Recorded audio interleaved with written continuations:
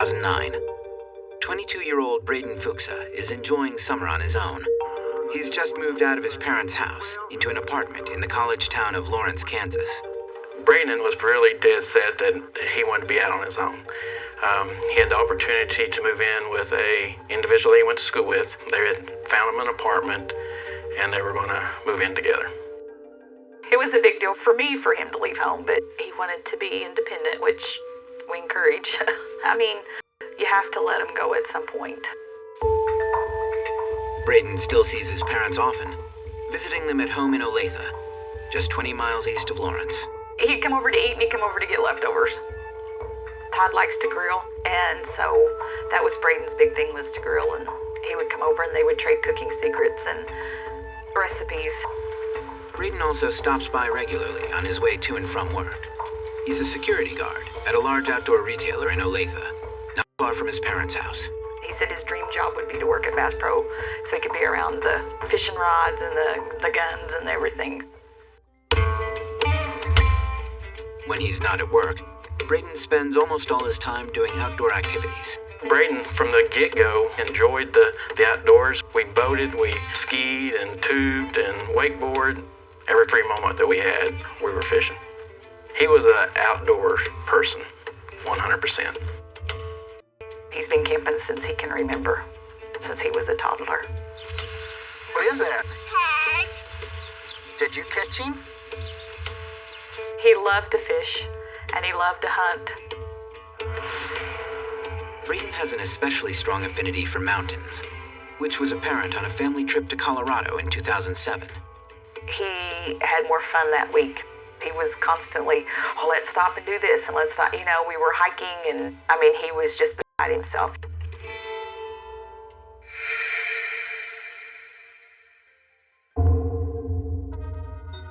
In mid-July 2009, Braden's parents are out of town for a couple days. When they get back home Wednesday the 15th, Starla contacts Braden. I text him because he knew we had been out of town and told him that we were home. We had made it okay. Starla exchanges several texts with her son. She tells him that she and Todd have plans to see a film that night. I told him I hated to cut our time short, but I had to go because the movie was going to start, and I'd talk to him later. Starla and Todd spend the evening relaxing at the movies. But when they get home, they notice something odd. Todd had gotten on the computer and was looking, and he said, Braden transferred some money. It's not a big deal. It's usually one of the type of situations where Braden or a daughter would call and say, I'm short on money, I don't get paid till Friday, can you float me some money? And it happened all the time. But this time, the amount that Braden has transferred is much higher than usual. It was $800. Usually we're talking $300-400. Just enough to pay his portion of the rent or insurance being due or something like that. I made a phone call to him and got his voicemail, left him a message just asking him, what's up, were you in trouble, and you got enough money. Starla and Todd go to bed feeling curious, but not overly worried about the transfer. They figure their son will give them an explanation in the morning. But the next day, Braden doesn't call. Thursday came around, still hadn't heard from him, and it wasn't like Braden. Starla and him were very close. They text back and forth daily. Then, another day passes without word from Braden. His parents spend the rest of the week searching for him, making a routine of calling regularly and driving by his apartment and work to look for him. We didn't know what was going on. We just bound and determined we were going to keep up the ritual of, going to his hangout and try to find him. Although Braden's parents are very worried, they don't call the police, wanting to respect their son's newfound independence. But they do reach out to his friends, including his ex-girlfriend, Elena Ryan.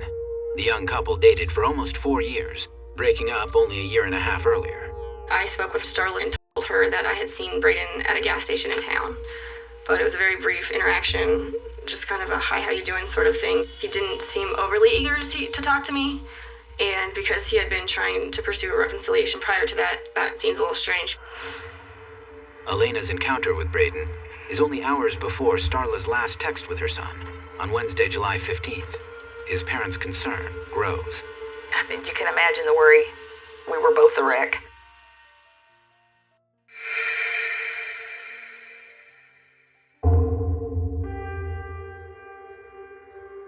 It's been 4 full days since Starla and Todd have heard from their son. They're at a loss as to what to do next when they have a sudden suspicion. For some reason, on Sunday morning, we got up, and it was just one of those feelings. In our master bedroom closet, there's a shelf in there. We kept a 9mm in the closet for protection. Our granddaughter had been there 2 weeks before, and I had put it up high in the closet so that she could not get it. So I had just seen it the week before when I'd went and checked on it. So I seen the gun case there up on the shelf, and I don't know why I did it, but I just grabbed a hold of the gun case itself. It was empty, and my heart just sank. Only family members know where the gun is kept.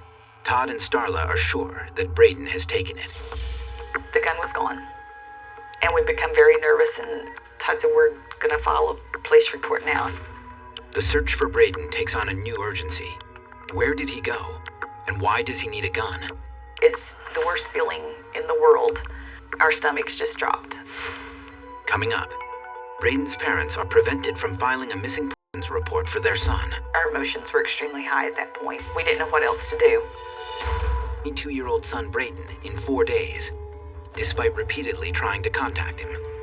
But the alarms really go off when a handgun goes missing from their home. The minute we discovered the gun was missing, we went straight to the police. But at the Olathe Police Department, the Fuchses are not permitted to file a missing persons report for Braden because he is over 21 and no longer living at home. The problem was he was an adult. He's still our child, but they don't see it that way. They actually told us since he was living in Lawrence with a roommate, the roommate would need to be the one that submitted the report. And it was kind of frustrating because our emotions were extremely high at that point. We didn't know what else to do. Just in conversation, I mentioned that, well, he's got my pistol. That changed the whole subject. They automatically took our report and filed it. Braden's parents give police a detailed description of their son, his vehicle, and the handgun. Detective Kenton Thompson is put on the case. I reviewed the report that we had this missing 22-year-old man, and that he basically had just disappeared. We've got the handgun gone from his parents' house, so obviously now we've got this concern of what's that about. As Detective Thompson begins his investigation, Braden's parents go home and wait. But they can't stop thinking about the gun.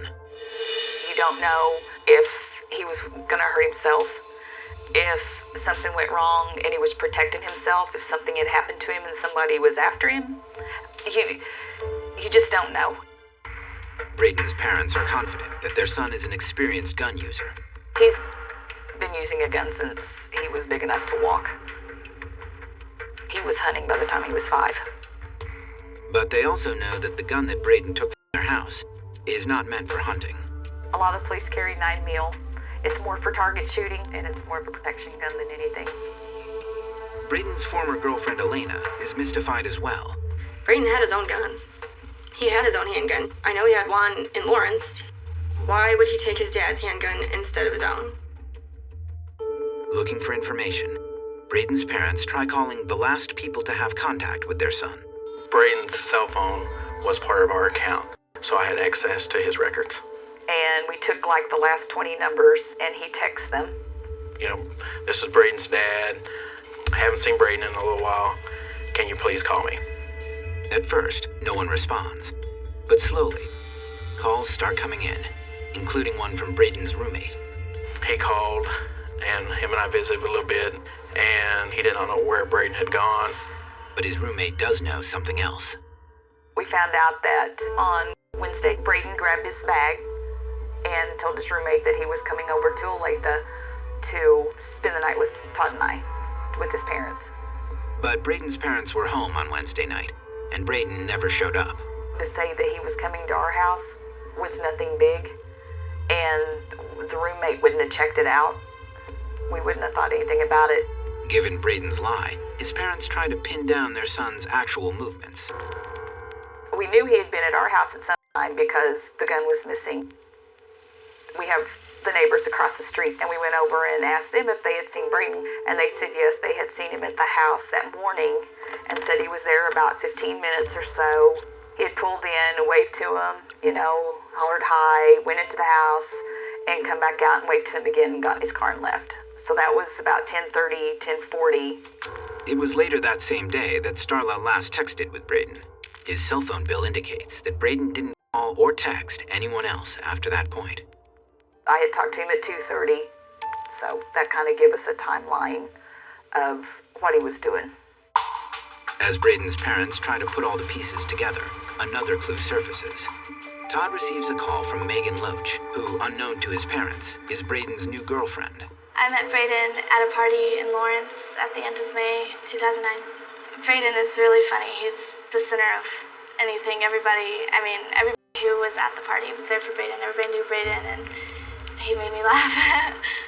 I instantly liked Braden, and I think he instantly liked me.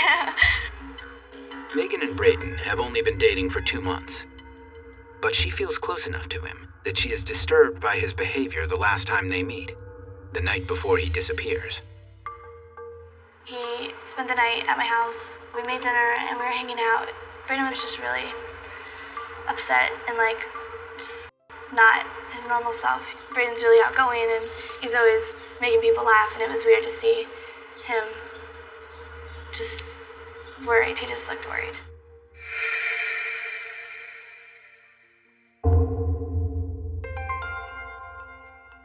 The next morning, Wednesday, the day he disappears, Braden leaves abruptly. I think it was about mid-morning.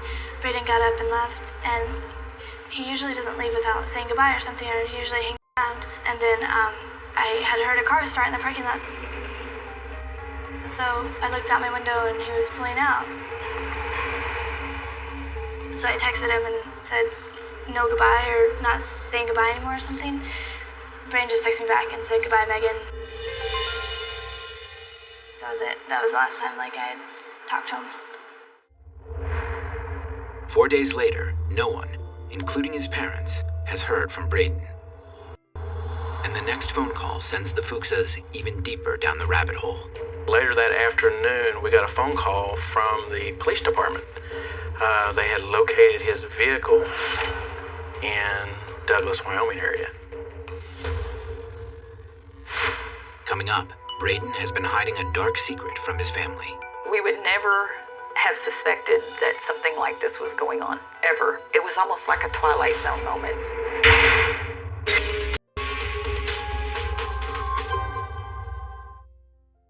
2009, Braden Fuchsa leaves his home in Lawrence, Kansas.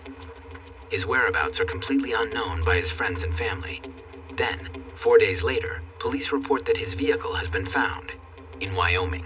What is in Wyoming? He knew no one in Wyoming, and why is he going that direction? What was causing him to go there? We were just a little dumbfounded, to be honest. There was a lot going through our minds.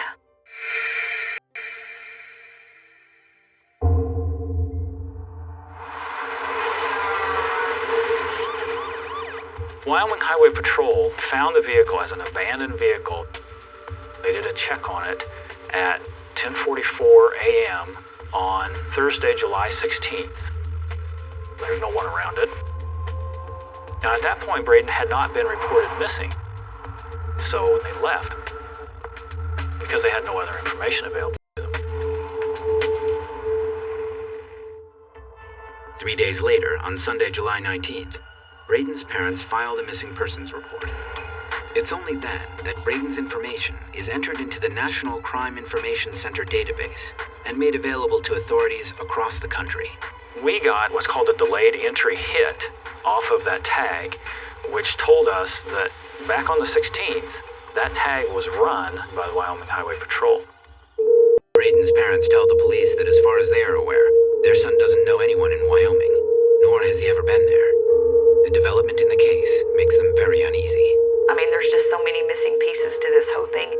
The more information that kept coming up, the more confused we got, and it was just so out of character. Looking for answers, Detective Thompson contacts many of the same people that Braden's parents have spoken to. He agrees that something seems very wrong. There were a lot lot of juvenile cases, and typically the first people I talk to is their girlfriend or their boyfriend and their best friend. Those two people.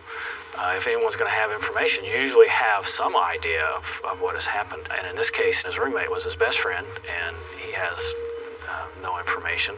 And Megan was completely surprised by it also. Braden's former longtime girlfriend, Elena, isn't surprised that he didn't confide in anyone.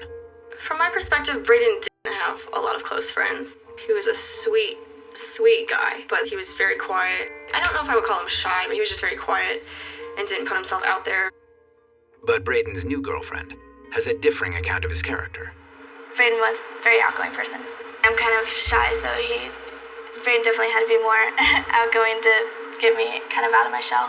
It's weird hearing about someone that you were so close to in a situation that you never expected. It started to become more like I never really knew Braden. As Detective Thompson struggles to get some insight into Braden's actions, a possible motive emerges. Braden is facing potential prison time on a theft charge.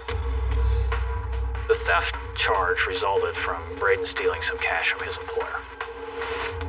It was a felony level theft, which means in Kansas it was over $1,000. Braden's parents were not told of their son's arrest when they filed the missing persons report. When police call to notify them, they're stunned. We were very shocked. He'd never been in trouble ever. I don't know if he'd ever even had a speeding ticket. He was not that kind of kid. Braden is a straight, go-forward kid. And when he was in trouble, his mom usually knew about it. He would confess. So, just anything to happen like that was just, it didn't happen. Braden. But as Braden's parents think back to their son's behavior, the recent transfer from their account, as well as some earlier events, they begin to recognize signs of his growing money problems. Towards the midsummer time frame, Bass Pro had cut his department to a limited amount of hours and left him with 8 hours for the entire week.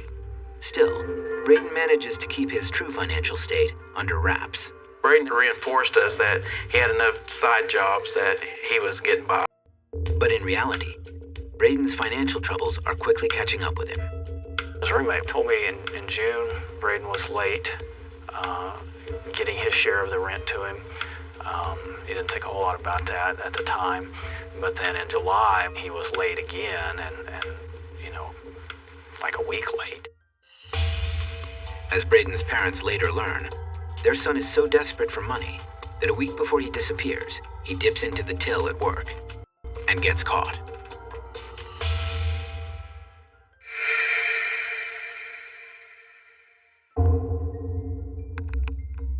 Braden worked in security at Bass Pro, so his job was transferring money back and forth at closing time, putting stuff in the safe. The way we understand is they were closing up. Braden had taken money from the registers to the lockup spot.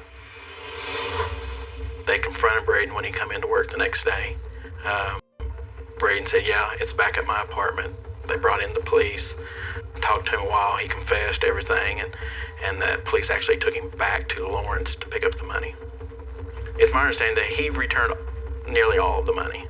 I don't think quite all of it, but nearly all of the money.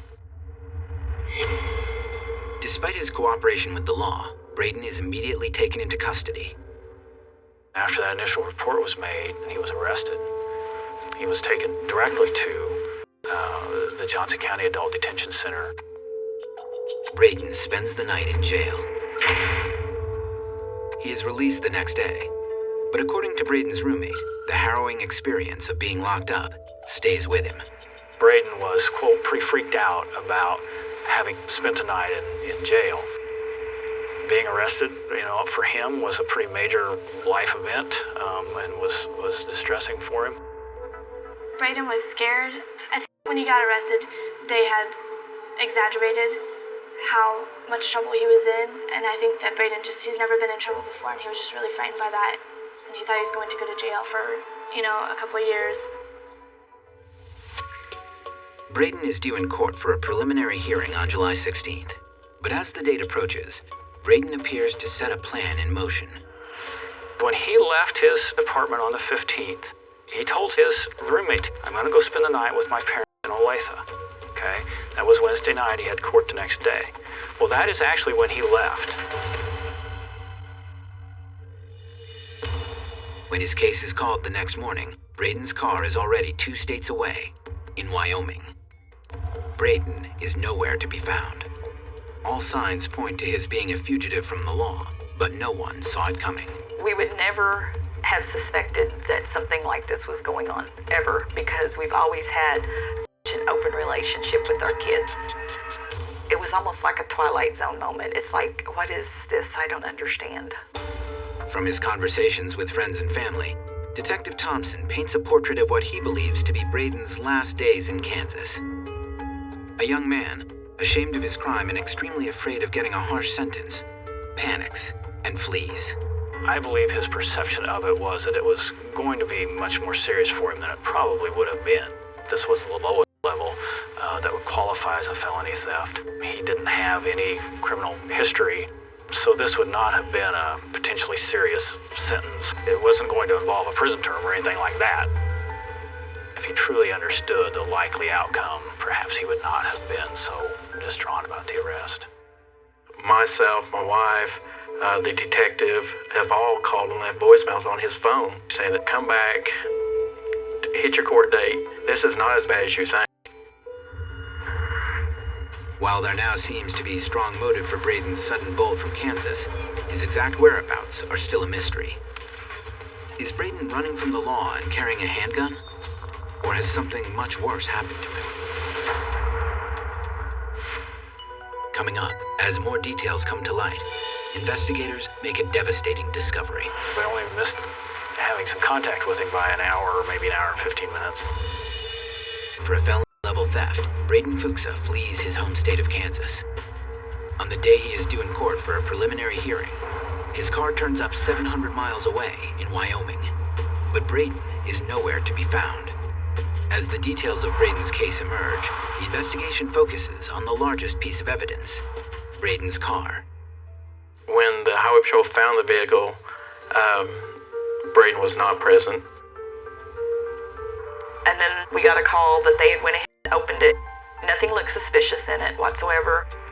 The Wyoming Highway Patrol tows the vehicle to Douglas, a small town just north of where it was found.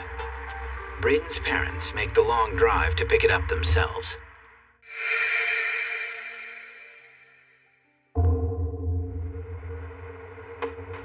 Star and I left early Friday morning and drove the entire route to Douglas. I think the drive to get there was about 13 hours. It was a very long drive. You're very anxious because you're scared of what you're going to find once you get there. It was a very emotional trip. As Braden's parents make their way to Douglas, they retrace the journey they believe their son made 10 days earlier. From Cheyenne north to Douglas, the population is hardly any. You go through some very small towns along the way. The houses are far and few between. It's got the hills and very pretty country. As they drive through the changing landscape, they look for physical cues that would indicate why Braden chose this direction. We don't really understand why that area, even though it's absolutely beautiful. There were the plains there, it's just gorgeous, but that's not what he's always wanted. I mean, he's always wanted the mountains. So the area that we found the car, it just doesn't coincide with what we know that he wanted. It's late at night by the time the Fuchsas arrive in Douglas. The next morning, they go directly to the tow yard to pick up Braden's car. This is something that's kind of bothered me. There was a key code on the door, a lock, and Braden always used that. He always stuck his keys under the floor mat. That was his habit, and I looked under the floor mat and the keys were there. That just, in my eyes, tells me he locked his vehicle and walked away.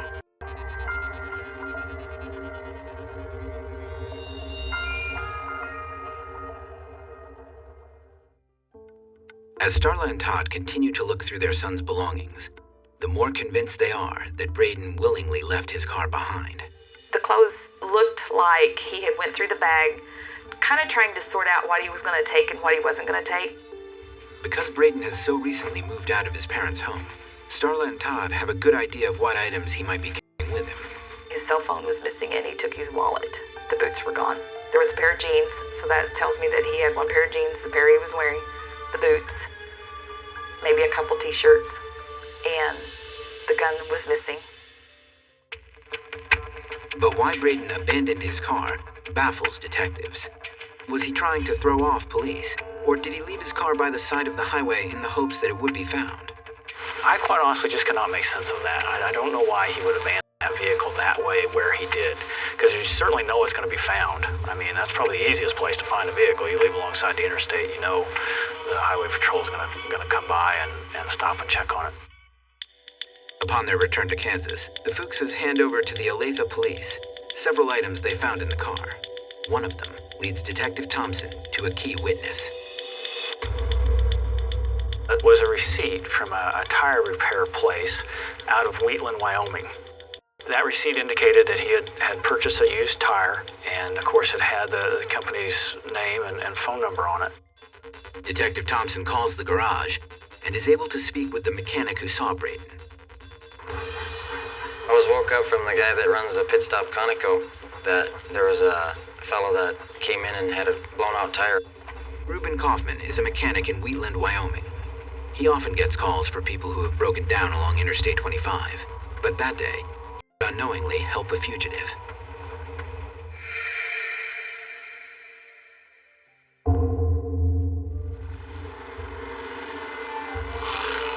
I got the phone call around 5:30, 6 o'clock. His tire blew out at the Bordeaux exit south of Wheatland, exit 67. He wanted me to run down there and put another tire on it and come back and pick him up and take him back down there. Reuben drives down the interstate and finds Braden's car on the side of the road. The tire blew out, it was literally had I mean, it looked like it blown out at high speed. There was no fixing it, it was just shredded. Reuben replaces the blown-out tire, then returns to the pit stop to pick up Braden and bring him back to his car. He seemed like a nice, clean-cut man. You know, very nice people person. As the two men make small talk, Braden shares with Reuben information he has kept from everyone else. I asked him where he was going. He said he was headed for the university in Billings. Billings, Montana, is 400 miles directly north of Wheatland. It made sense because that's the route he would take to go to Billings, is Interstate 25. But according to Braden's parents, their son wasn't planning on going to school, nor does he know anyone in Montana. Nevertheless, they admit that their son has long been obsessed with the state. Braden was infatuated with Montana, and Billings would have been where he wanted to go. He at one point had checked into finding out more about the game warden system in Montana. He wanted to be outdoors and in nature. That was his goal. It was kind of an uncanny obsession, but he was real into John Wayne movies, and so I think he just saw Montana as scarcely populated, lots of nature. He could fish, he could hunt, he could do all the things that he loved, and that was the place to do it, I guess. Slowly, a theory begins to take shape. Braden, running from the law, decides to disappear and start a new life in Montana. When Wyoming authorities examine the area, the theory gains strength.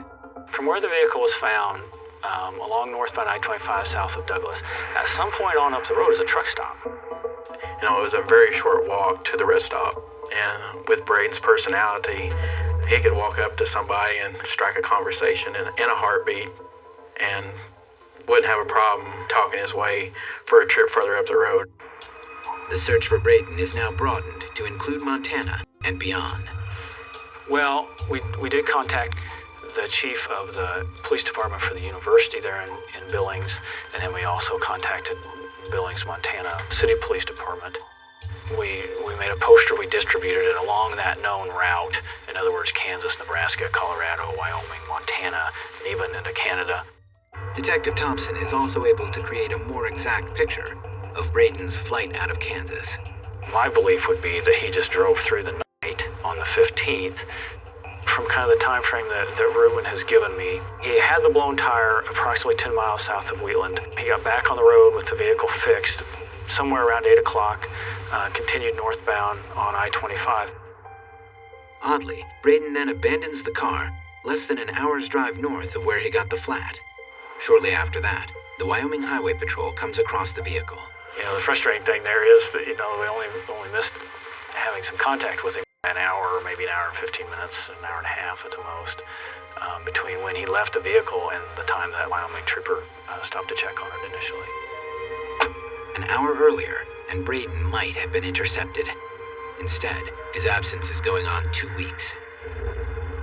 Disappointingly, the expanded search for Braden does not produce results. Even though we tried to get information distributed as widely as we could, there was just no further leads, no contact.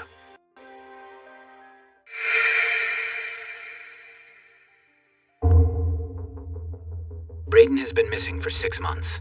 Suddenly, there's movement in the case. I came into my office one morning and had a voicemail from a woman who works at the Salvation Army in Cheyenne, Wyoming. She told me she was 100% certain that she saw Braden. Coming up, new hope that Braden is on his way home. He said it was a long way back to Kansas. In Kansas, a missing person poster in Cheyenne, Wyoming generates an exciting tip. Linda Curl works at a Salvation Army soup kitchen, where she sees many down-and-out transients. She is certain that Braden was one of them. We put bread out for the homeless or the low income or whoever needs it. And this particular day, we'd had a lot of bread, so we told him, take as many as you can use. It wouldn't fit in his pocket, so he was sticking it under his arms and trying to hold 3 or 4 loaves instead of just 1 or 2. And he said it was a long way back to Kansas, so he would take it. It was kind of exciting to hear. If you had been in the Douglas area or on north past Douglas, that would be your way back. Convinced this could be more than coincidence, Detective Thompson contacts Braden's parents. The bread story strikes a chord. My heart just dropped because Braden loved bread. He loves Italian. It was terrible because you try to make the bread and he was stealing it all the time. He would eat it before we even had it toasted. The news fills the Fuchsas with fresh hope that Braden is on his way home. But just as quickly as the excitement builds, it begins to dissipate. Cheyenne police looked at various places where some of their homeless people stay, and obviously watching the Salvation Army, and the Salvation Army employees obviously are now very aware to be on the lookout for him. There was just no further sighting, no further indication that he was there. Detective Thompson begins to doubt the sighting, as it's based solely on the poster. She sees a missing person poster for Braden, and she says that is the guy that was in here last week and had lunch. But it can be very difficult for someone to make that identification. This person was in last week, and now I'm seeing the poster this week. But Linda remains steadfast in her conviction that it was Braden whom she saw. I was absolutely sure it was the same person that had been here because of his eyes and his smile. He didn't look wore out and tired like a lot of our people do.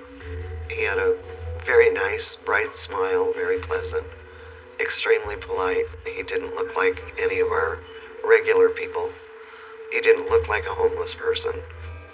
But the trail comes to a grinding halt in Cheyenne. In the coming weeks and months, there are no more sightings of Braden.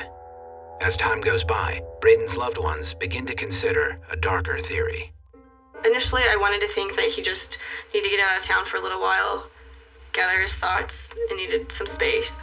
But the more time that went by and no one had heard from him, I was worried he may have ended his life.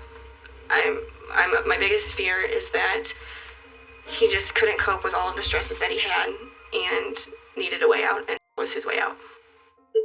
For Detective Thompson, the idea that Braden wanted to end his life is just one more theory that doesn't add up.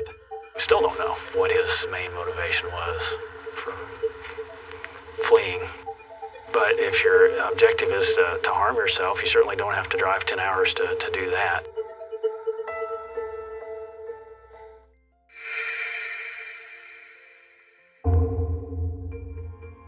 11 months have passed since Braden's disappearance. Frustrated by the lack of new clues in the case, authorities organize a comprehensive search of the area where Braden's vehicle was abandoned. 3 things we want to be looking for: eyeglasses, necklace, and a watch. Oh, there was a watch Yeah, and a mic. possibly a handgun.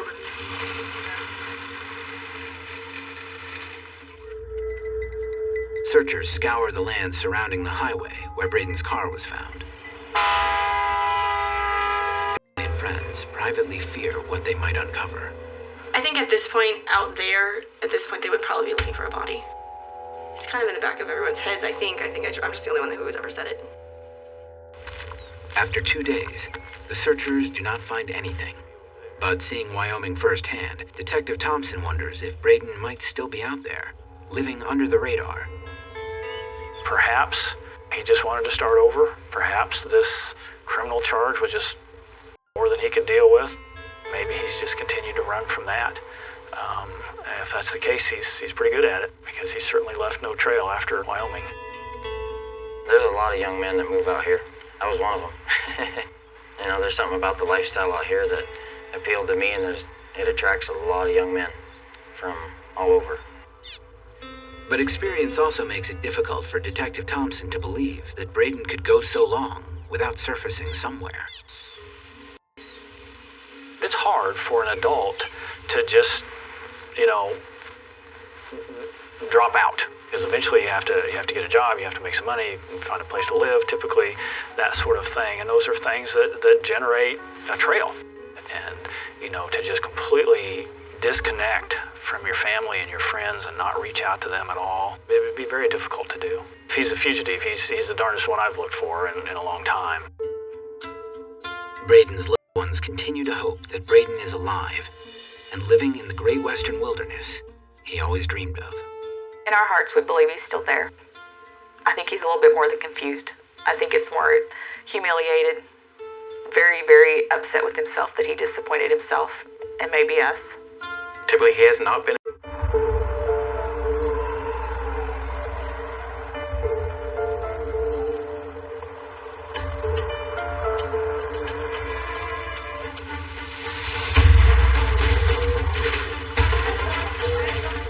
In walks a man in his 70s in clear agony, something wrong with his arm. He was in excruciating pain. He's literally screaming out. There's blisters, there's areas that look like they're dying. It was a race against time, trying to find out what had been injected. He didn't know whether he was going to live or die. The infection was causing a stage of sepsis. He's had a botched COVID jab.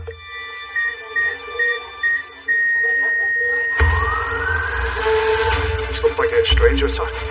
Premises going to get searched. It was crazy, full of emergency services. The police didn't really know what they were dealing with. They find a cache of books and documents about poisons and chemicals and murder. He used the identity of a community nurse. He's vanished. There's no sign of him. What's the motive? Who is this man?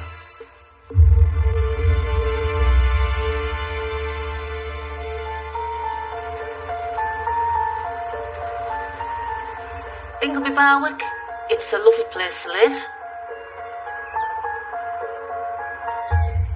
We live just on the golf course, so we've got nice views.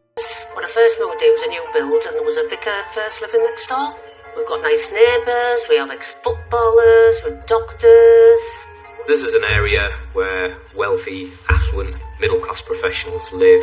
It's very respectable. It's got a neighbourhood watch. My husband was working away at the time, and the next day he rang me and asked why our house was on the news. So obviously it was a big thing, everyone was talking about it. Murderers aren't always people that you think are going to have that look. You see it on TV and films, and they're always portrayed as a monster, but it's actually the people that you know and people that you're supposed to trust. In Ingleby Barwick, neighbours know each other, but little did they know that behind the garage door of one of these houses there is an individual who's plotting to murder.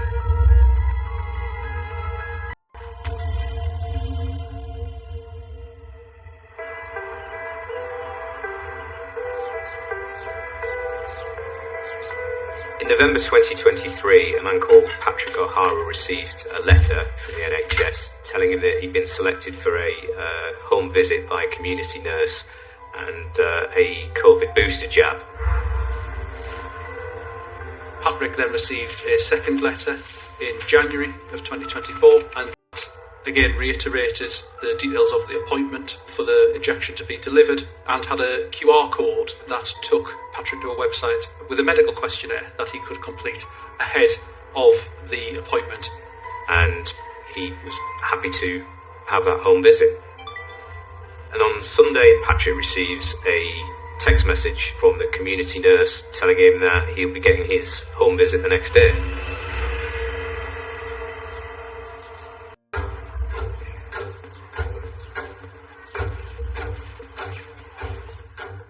The nurse knocked at the door.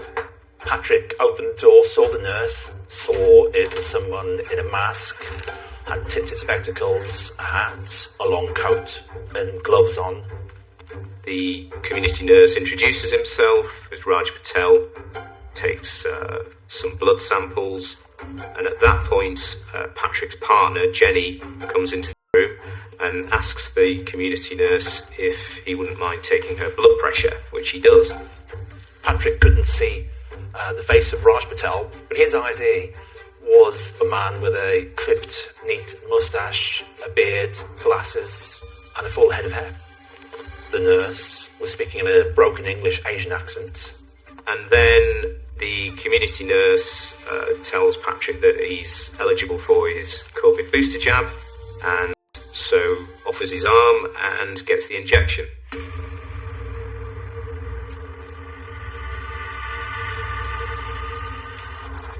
The jab was incredibly painful. Patrick yelled in pain, he yelled bloody hell. The nurse assured him this sort of thing happened. But Patrick's starting to get a bit worried because his arm is very sore. He's a little bit worried about what's going on, so he leaves the house to see where the nurse has gone. And there's no sign of him. He's vanished.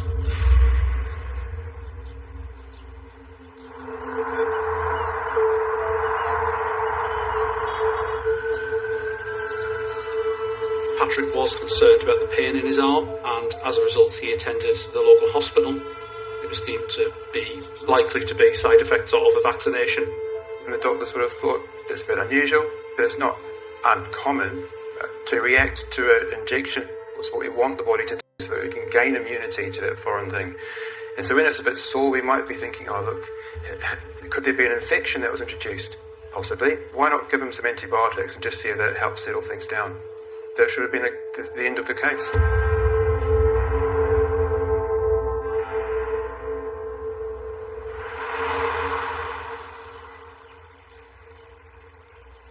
The pain is really getting quite intense now. There's some quite nasty blistering on his skin.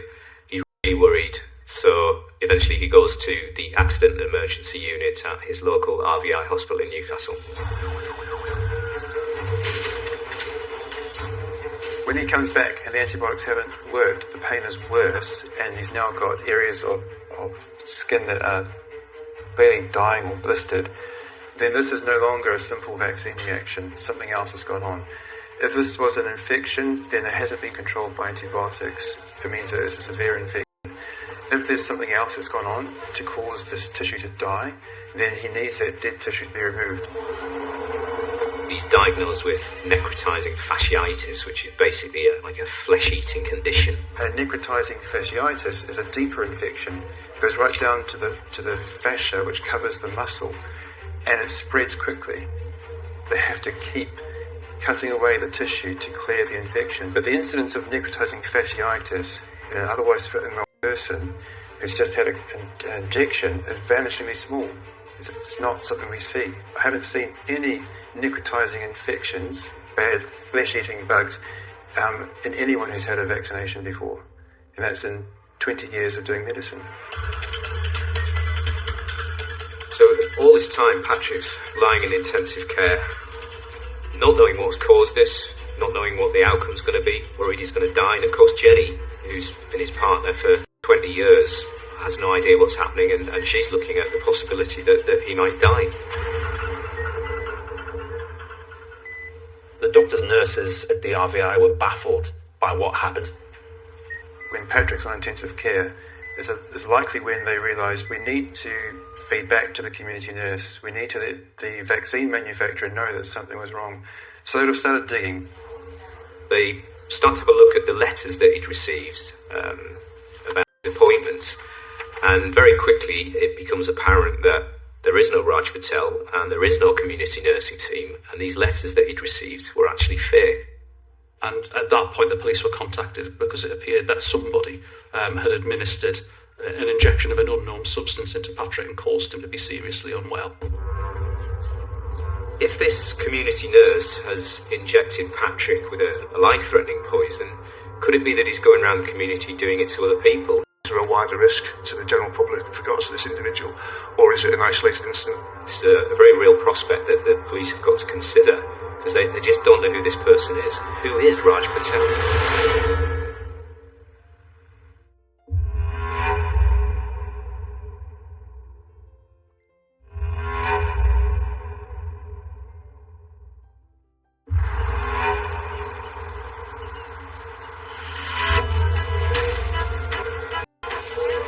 Patrick O'Hara, a man in his 70s, is lying in intensive care. He's in agony. This was a guy who initially went in saying he'd had a botched COVID jab. It was a race against time, trying to find out what had been injected. And so, at that point, they call in the police, and it becomes apparent this is an attempt to take somebody's life.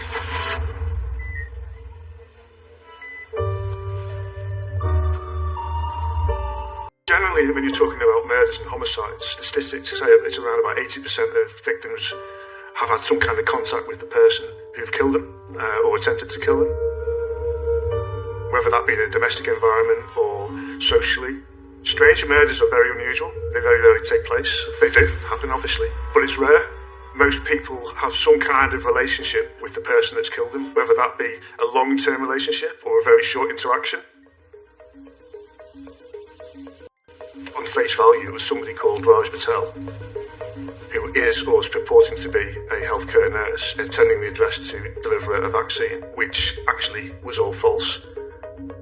You have got two elderly people, in their own home who have been attacked. Now, where do you start from? Because when you deal with a murder in the street, there's normally obvious signs of how it's happened, the method, there's a scene, there's evidence. But on this occasion, a person has gone in, they've got gloves on, they're completely covered up, so there's not going to be any DNA. For all intents and purposes, for any one of us, if we looked at these letters, they would look as if they were genuine letters from the NHS. They were established as forgeries. As an investigator, you want to show, one, the planning involved in forging them, but also you've got to prove that they are false. And that means going to the hospital, going to the NHS, and evidencing the fact that it is false, the fact that Raj Patel doesn't exist. Is somebody called Raj Patel in the hospital, so is he using somebody else's name, or is it just a work of fiction? The fact that everything within that letter is false, and the only people that can give you that evidence are the NHS.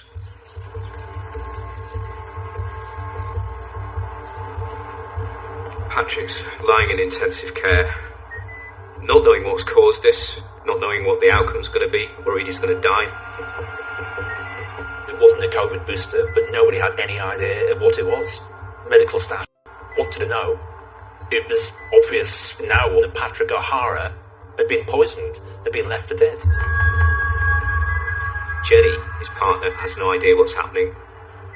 After he was admitted to hospital, he had this pain in his arm where he'd been injected, and gradually the tissue underneath the skin became badly damaged and became infected, and that created this condition called necrotizing fasciitis. You can lose the arm or you can die. It's really quite a dangerous thing.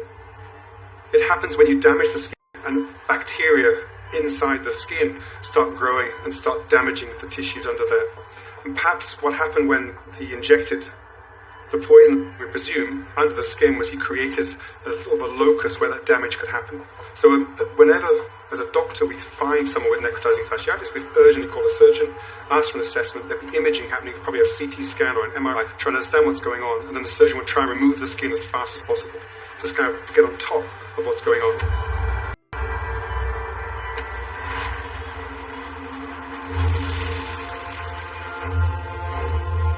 In any investigation, you start at the point of the crime and work your way backwards a lot of the time. And so it's like you're reversing what's happened in real time. So the police are desperate to identify who this Raj Patel person is who's visited Patrick at home and given him this injection. Now, fortunately, Patrick lived in the centre of Newcastle, Thomas Street.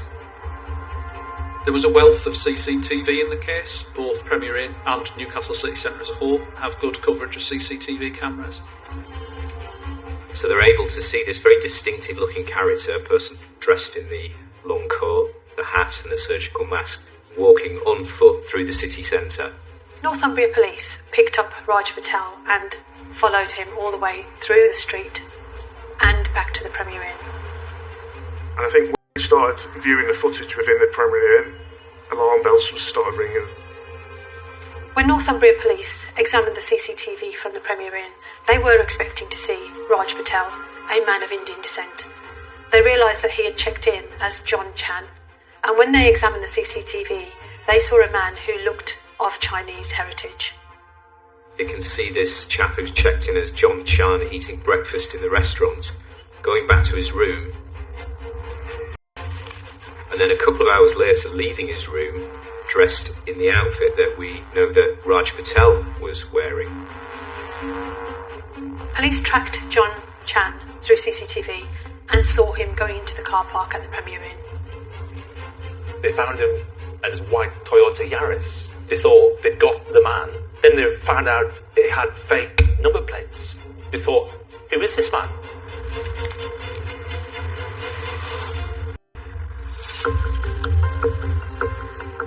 Patrick was being monitored on intensive care with checks every hour, continuous monitoring.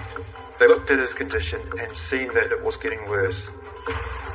They made the decision to go back to theatre to cut out more of the dead tissue and make sure that his chances of survival were only increasing. Doctors were trying to find out what had been injected into Patrick. When you look at a poisoner, the typical profile is somebody who wants to have insidious control and they want to dominate their victims. They want to watch them suffer, but in quite a distant and cowardly manner. But I have to say that Raj Patel doesn't quite fit into this narrative because he never intended to stick around. You know, his plan was to give this injection and leave and distance himself as quickly as possible. Medics are working round the clock to identify what this poison is. There's some classic poisons like arsenic. Now, that's used in medical therapy now, so people with cancer may receive arsenic because it's toxic and it helps kill the cancer.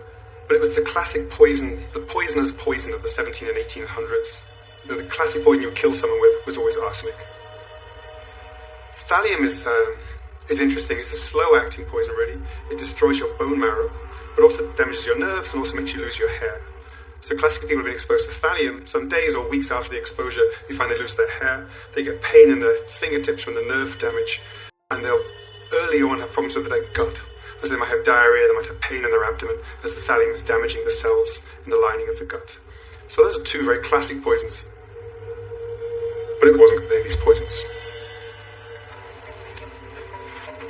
From the outset, very unusual crime. Somebody's to be injected with what now appears to be a potentially life-threatening poison. What's the motive and who's the person responsible? The investigators established that the number plates on the car were false. They were the same make of car, but not the model. And so, again, because he was in the car in the city centre, they were able to trace the car's movements on CCTV and ANPR. Now, there's ANPR cameras, that's automatic number plate recognition cameras, on many main roads in Britain now. So they're able to track the route of the car, and he heads south out of Newcastle, down towards the Teesside area, which is about 40 miles away, and eventually ends up in a very nice, wealthy place near Stockton called Ingleby Barwick, and they're able to trace the car all the way back to a house, and that house belongs to a man called Dr. Thomas Kwan.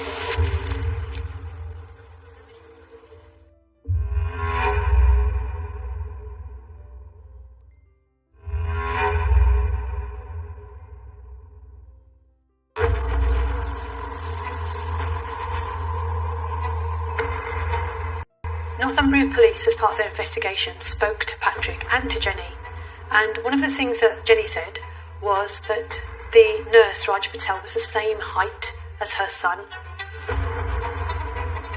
And when they spoke to Patrick and said, have you been having any disagreements or disputes with anybody? Because they're trying to find out why. Why was Patrick targeted? Patrick told them that he had had no disputes, no disagreements, and wasn't in any sort of arguments with anyone. The only thing that he could think was that about a year ago there had been a disagreement, and that was about money, and that was with Jenny's son, Thomas Kwan. The information from Thomas Kwan may have been given to the police by Patrick, but that would only be a suspicion at the time. And so they would be developing that as a line of investigation, but also you've got to follow where the evidence takes you, and by tracing the car and CCTV to the house of Thomas Kwan. So that suspicion that Patrick had given to the police officers who had attended the hospital was kind of cemented.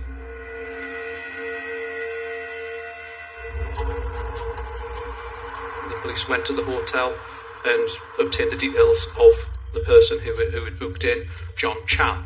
However, the bank card they'd used to pay for the room was not in that name.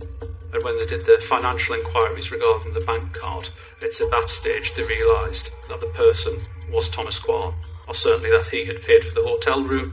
That bank card had also been used to pay for parking for the car that had been driven to Newcastle on false number plates. And then when the police looked into Thomas Kwan's address, they found that he owned a car of the same make and model that had travelled to Newcastle on the false plates. And that led to Thomas Kwan being identified as a suspect. Northumbria Police felt at that point that they had enough to arrest Thomas Kwan, so they attended his home address.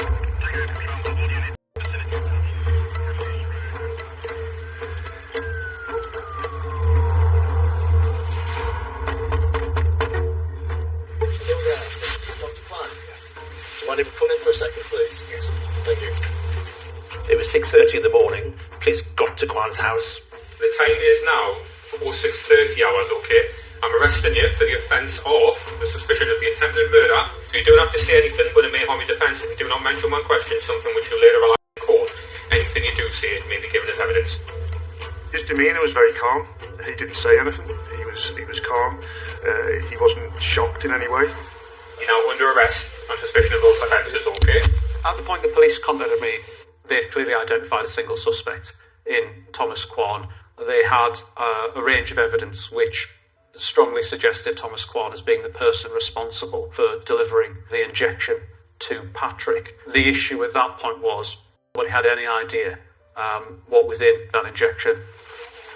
And from that, it made it quite difficult at that point to really try to understand what Thomas Kwan's intentions were in delivering that injection. And that was the real challenge at that point in the case.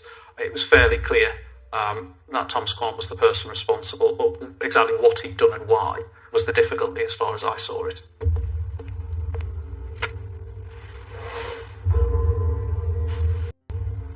After Thomas Kwan's arrest and his interview, he didn't cooperate and he didn't answer any questions. It's not unusual for people to remain silent during an interview, but it doesn't mean that we don't ask the questions. And it can be frustrating for the person being interviewed, and it can be frustrating for the legal advisor within the interview as well. But the interviewing officers won't get frustrated because they've got a job to do. They've got to ask every question that's relevant. Because what you don't want is you don't want him sort of coming up with answers within court at a later date to questions that you haven't asked. It's not unusual when people are suspected of serious crimes that they remain silent during police interviews. Obviously, you don't want to incriminate yourself by saying something that will give the police the evidence they need to charge you. The fact that Patrick was so ill, you would use that as part of your strategy during an interview. You would pose questions with regards to, if you tell us what you injected him with, you might be able to help. You got to remember this is right at the beginning of the investigation, and so a lot of the evidence that would have been recovered would probably be after those interviews as well, once everything's been put together. So him and his legal advisor would not know the full extent of the evidence against them at that point.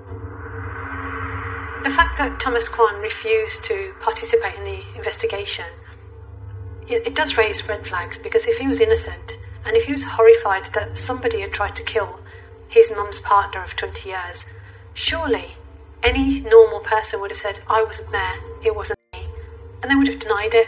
The fact that he said nothing at all, would be quite concerning as an investigator.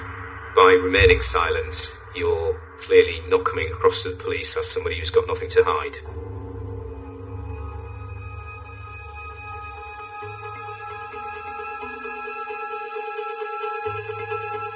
Thomas Kwan is an ordinary man. He was born in Hong Kong and he came to the country when he was 13 and he went to boarding school.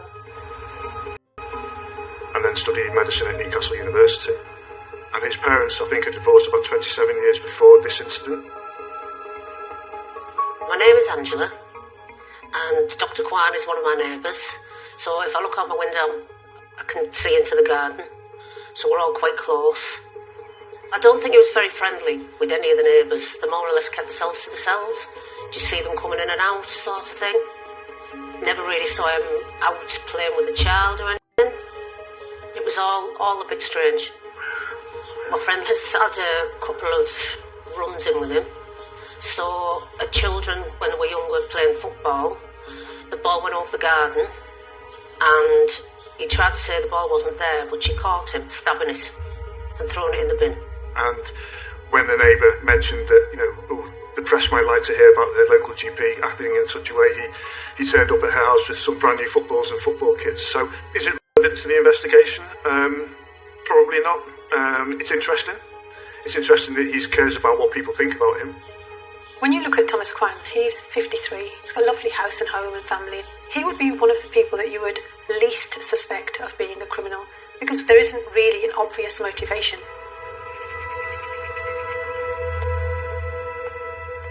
I first had Dr. Kwan as my GP around 7 years ago when I first moved to Sunderland. It was my first choice of practice because it was closest to where I live. He seemed alright at first. His room was definitely more lavish than other standard GP rooms. I mean, the room that we're in right now is your normal standard table, bed, what have you. But his was very lavish. He'd had really big curtains and a massive pelmet at the top of his window and the draped curtains. A huge oak table instead of your normal table that doctors would have. He had ornaments and things like that, which kind of also made me think he likes finer things in life. So he was obviously concerned about his image. He was concerned about his image as a doctor, but then he was a GP, and he was a well-established GP in the area, so it would be obvious that he's concerned about what people think of him. At first, my initial appointment was, he was friendly, he was chatty, welcomed us to the surgery, nothing out of the ordinary. Had a nice chat with him about any health issues I had, but that changed from my second visit of him not speaking at all. I say at all, probably you'd get a hello or a how are you when you got into the room, but after that he would just sit and type on his computer. He wouldn't look at you or speak or anything, and it was very daunting. And that was obviously a big change from the first appointment. That was a huge change, and it was just that's a bit strange, a bit odd, a bit peculiar to experience. He's a professional. He has to engage with people because he has to find out what's wrong with them. He has to diagnose them with stuff, but then he has to do his work as well. So that just could be the way he works as a doctor. Very much Jekyll and Hyde type of scenario, and it carried on like that from every appointment I had with him. He opened the door for me, and walking past him was, I don't want to say intimidating, but there was something that you could just feel that wasn't right. When you walk past somebody and you just go, oh no, they're not nice. You just don't feel comfortable walking past him. It was like that. I just didn't feel right. And I just thought, God, trust me gut. I need to see somebody else. I ended up not feeling safe because I didn't feel like he was listening to us properly, and I just didn't feel right with him. So as a forensic psychiatrist, I deal with a lot of criminal cases, and what really stands out to me and what really makes this case unique is the offender profile. So you've got somebody who's well respected, a doctor, a GP, that's the first thing. Secondly, the method that he chose of poisoning is exceptionally rare. But also the audacity and the risk taking that he did, the boldness of what he did, going in disguise to seeing his own mother and his mother's partner. Thomas Kwan had had breakfast at the Premier Inn. He'd sat there for 20 minutes, he'd enjoyed his breakfast. He didn't appear to be stressed, worried about anything that he was about to do. And then he put on his disguise and became Raj Patel. That to me demonstrates a real lack of empathy, about caring, and about the awful task, the awful thing that he was about to do. He just seemed to be so relaxed about it. Externally he looked calm, but you never really know what somebody's feeling internally. But it does feel like he's emotionally detached. It feels like he's committed to his actions. This doesn't strike me as somebody who's ambivalent, who's panicking, who's trying to decide whether he wants to go through this or not. It feels like he's already made his decision. After Thomas Kwan injected Patrick with what he believed was going to be a lethal poison, he then gently saunters off and walks into a Greg's where he gets something to eat. Now that's somebody who's really relaxed and really at peace with himself. They'd be emotionally aroused, there's probably a lot of adrenaline going through their body and they wouldn't be hungry. So the very fact that Kwan can do this after, from what he thinks, he's just killed his mother's partner, to me shows a level of emotional detachment and calmness. It seems like he's comfortable with what he's just done. I think it's fair to say that most people in this situation would be, frightened. Of course, this lack of fear is one of the key features of psychopathy. But having said that, I don't think I could definitively say that Kwan was a psychopath because we don't know enough about the other core features like manipulation, being very, very charming. And also psychopaths are like this in all their actions throughout all of their lives, not just on one particular event. One big question in this case, which everybody has asked, is how come Patrick O'Hara or Jenny Lunn didn't recognise that it was Thomas Kwan? Jenny didn't recognise that it was her son. Patrick O'Hara didn't recognise that it was his partner's son. This was somebody they knew. So, how good was Thomas Kwan's disguise? Clearly very good. Why wouldn't his mother and Patrick recognise him? But if you think of the context of the crime and how it was planned and how it was put together, the letters that were sent, they looked original, they looked genuine. If you think of the text that was sent the night before, and if you think of the context at that time, that people were getting COVID boosters. So why would they think it? Why would they be suspicious? The audacity of Kwan's actions. He put on this disguise, he put on some makeup to darken his skin, to change his identity, but he went to his own mother's house and he interacted with his mother's partner. They've been together for 20 years, so obviously they were very familiar. So just the boldness that it takes to try and pull something like this, and the naivety of it all. From my own experiences, it's really unusual for people to go to such lengths to disguise who they are and to, change their name, their identity, not just once, but twice, to use the identity of Raj Patel and then to use the identity of John Chan. And coupled with the letters, the false letters that Thomas Kwan wrote, it's really unusual to go to that length. And it wasn't just as if he'd planned all this the day before. Patrick, of course, is still in hospital with a serious health condition, and medics are battling to save his arm, save his life. The problem they've got is they don't know what they're dealing with. They don't know what this poison is. And of course, the one person who does know what the poison is the person who administered it, and that is the suspect, Thomas Kwan. Dr. Kwan. Dr. Kwan, hello. You don't have to say anything, but it may harm your defence if you do not mention one question, something which you later rely on in court. He was just the average doctor, and I trusted him. I put, my life in his hands. I don't understand how he's done something like this. I received contact later that same day to explain that when they'd searched Thomas Kwan's house, they had to stop the search. After Thomas Kwan's arrest and his interview, although he didn't cooperate and he didn't answer any questions, one of the things that he did say to police officers was to be careful about going into the garage.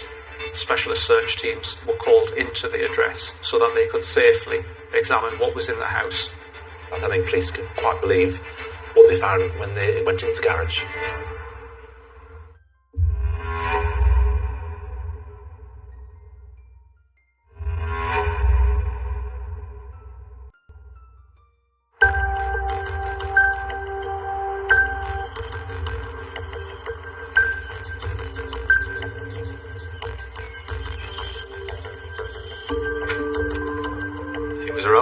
Early evening, and I got a call to say, Terry, you need to get to Inglewood Barwick. There's something happened in the street. So we arrived at the street. It was crazy, full of emergency services. I work on my own. I'm a one-man band, and I get out, and I start taking photographs and filming whatever's happening. So in this quiet place of Ingleby Barwick, residents suddenly see police officers turning up in blue sort of chemical protective suits and going into the house of a person they think is a respectable, upstanding citizen. Everyone was looking out the window. We'd all taken pictures. It was exciting, but we were actually getting more and more scared the more the night was going on and more tents were popping up and things like that. So we started knocking on doors, knocking on neighbours' doors. Some would speak, some wouldn't, but none of them knew what was going on. Gossip would have been flying around, and very likely the police weren't telling them much at that stage, because in reality the police didn't really know what they were dealing with either. My initial suspicions were that it was some type of fire, or there'd been a fire and I'd missed it, because the amount of fire engines and firemen on scene, the neighbours were concerned. They were asking us, try and find out, what's happened. People look out for each other here. There is a neighbourhood watch, and obviously all the gardens you can see what everybody's doing. My neighbour rang me and said, you need to come over here and see what's going on. They were putting big lights up, tents were popping up. We knew it was a doctor, we knew it was something bad had gone on. We actually thought he'd been killing people, and there was bodies in the garden as the tents were coming up. They were coming out of the house with boxes, and there was just bright lights flashing everywhere. When police conducted the home search, they would cordon off an area and they would tell people to either stay in their homes or get out of their homes, depending on the severity. But that would lead to speculation, that would lead to people looking out their windows, that would lead to people posting things on social media. So there is a fine line between an investigation and sharing information. We were looking out on one of the son's bedrooms. Then when Terry the Snapper were let in, he was getting some photographs from another bedroom view that other people couldn't get hold of. When we're talking about a search of a premises, you have to have strategy. Is there anything forensically within that premises that we need to recover? What are we looking for? If we find items, how are we going to preserve that evidence? And there'd be a digital forensic strategy as well with regards to any digital devices like laptops or iPads. We'd seen that they were getting changed into PPE, not just normal PPE. I've arrived at jobs before and I've seen PPE and, suits that they have to wear for different incidents. This was like, they looked as if they were going to get ready to go into space. It was as if there was like some explosive in the house and they didn't know, or they weren't aware of what it was, as to how careful they were going, I mean, they're carrying trays in the house and bringing trays out, things on the trays and placing them very carefully. It's like nothing I've ever seen.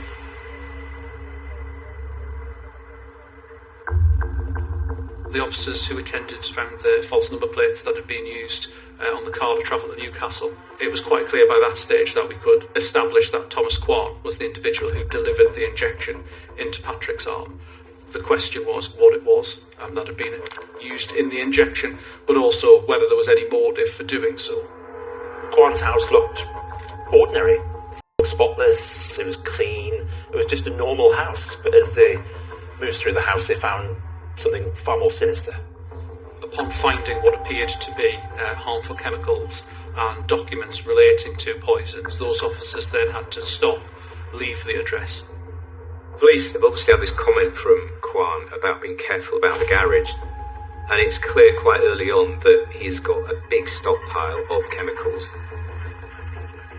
Specialist search teams then had to be called in order to conduct that search safely, given the nature of the poisons that were being recovered. Patrick laid in intensive care for 5 days. The doctors that were treating him were racing against time to try and identify the substance that had been injected into him.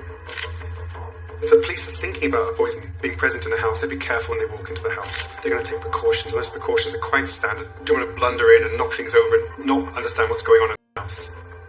From a poisoning perspective, there's another element as well. You don't simply want to touch things which are poisons, you don't want to knock bottles over, you don't want to release gases. There's lots of things you don't really want to do around a poison, and therefore going in slowly and carefully, fully protected, is a very sensible approach. When they went into the house, they found a number of different poisons. And those poisons included arsenic and thallium, and sulfuric acid. Sulfuric acid is a very strong acid which will cause damage and direct effect. If you inject it into yourself, or you spill it on yourself, you swallow it, you really get terrible damage in the skin or the lining of your gut as well. Liquid mercury itself is not particularly toxic. It's quite hard to get into your body. The disaster time of mercury is when you get a big dose into your body through inhaling it. Cyanide is present in lots of chemical reactions. You find it in school chemistry departments, you find it in industry. It's a mitochondrial poison, so this is a mitochondria, the energy parts of your cells. Our cells work because this part of the cell is producing lots of energy. With the mitochondria stop working, it's very toxic, you get ill quite quickly. And they found the components to make ricin. We worked with the police to find an expert who could comment upon both Patrick's injuries, but also the substances that had been recovered from Thomas Quan's address, and whether any of those substances were likely to have caused Patrick's injuries. The chief medical officer at the Defence Science Technology Laboratory was able to tell us that ricin was unlikely to have been the substance that was injected into Patrick. Police searched and scoured through this garage full of chemicals, and they found iodimethane. Of all the substances that had been found in Thomas Quan's address, iodimethane was the most likely candidate as the substance that had been used against Patrick. This was a real breakthrough. It was a eureka moment. Tellingly, the police had also recovered an empty syringe in a grip-sealed plastic food bag that was labelled with the chemical formula for iodimethane. So putting together the report and the recovery of that syringe with that chemical symbol on it meant that we could safely infer that the chemical that had been used against Patrick was iodimethane. They find a cache of books and documents about poisons and chemicals and murder. They find that he's got a book from the National Police Centre for Excellence on murder investigations. They look at his computer. They find a huge number of searches being carried out about how to kill people with poisons. They find the terrorist handbook. They find a book which is called the Mujahideen's Poison Handbook, which is how to kill people with certain chemicals.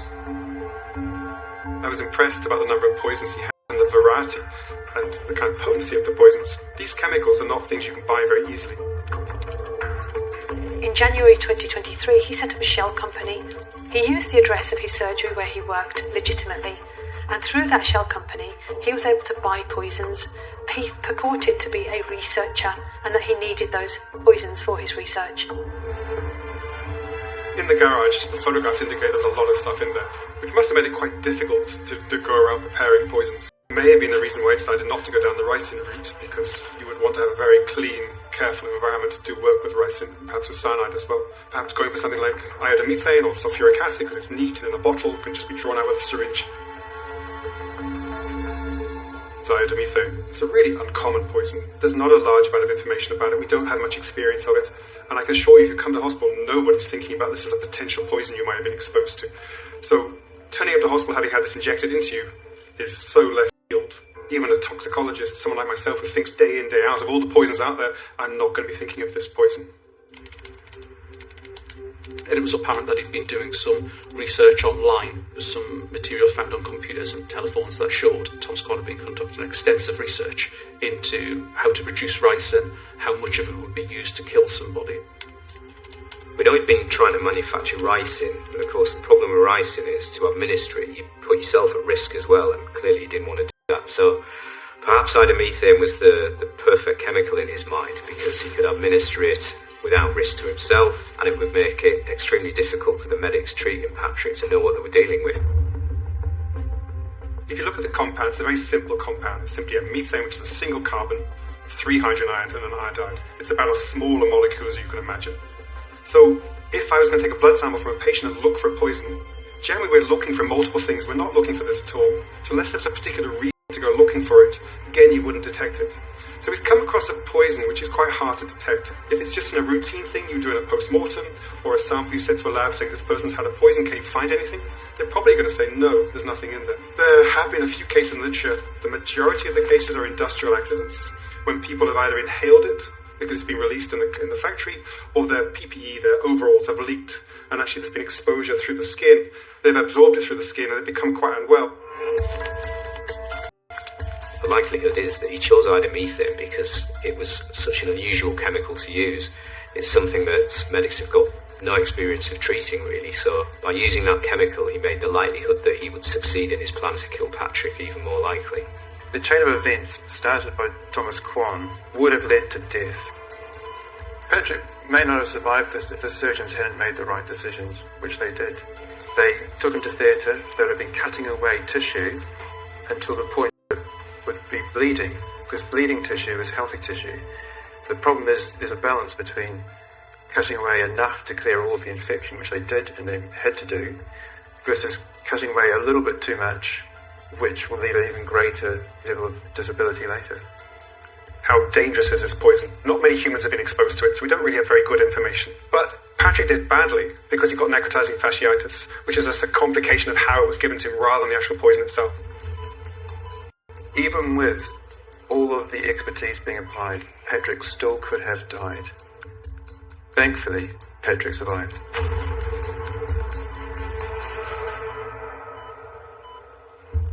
Police came into the streets, knocking on everyone's doors, telling us not to leave the house, to keep the doors shut and all the windows shut. Because obviously he had, supposed to have had a very dangerous ricin poison in the garage. So we were all quite upset actually, because we felt that he put us in danger. One of the aspects of this case is the danger that he caused to himself, but also to others. He was concocting all sorts of poisons and lotions in his own home, in the garage. He's a father, he's got a wife. Any one of them could have gone into that garage unsuspectingly and touched a poison or hurt themselves or others through that. My husband was working away at the time, and the next day he rang me and asked why our house was on the news. The news of his arrest was everywhere. It was huge. I think a lot of people were just shocked because they seen him a lot. They had a lot of patients at that surgery. Then when it come out about attempted murder, that's when it really kicked off in the town. When I found out that this guy tried to kill his mother's partner and, inject him with something to kill him, you don't think about a doctor doing something like that, They're supposed to be like trusted professionals, so it was quite shocking. This was a GP who disguised himself to give a fake COVID jab to somebody he knew, somebody who was his mother's partner, knowing that it wasn't a COVID jab, it was poison. GPs are incredibly trusted people. You trust your life with them. It would have been really difficult for his patients to realise that they were being treated by a man who was willing to murder.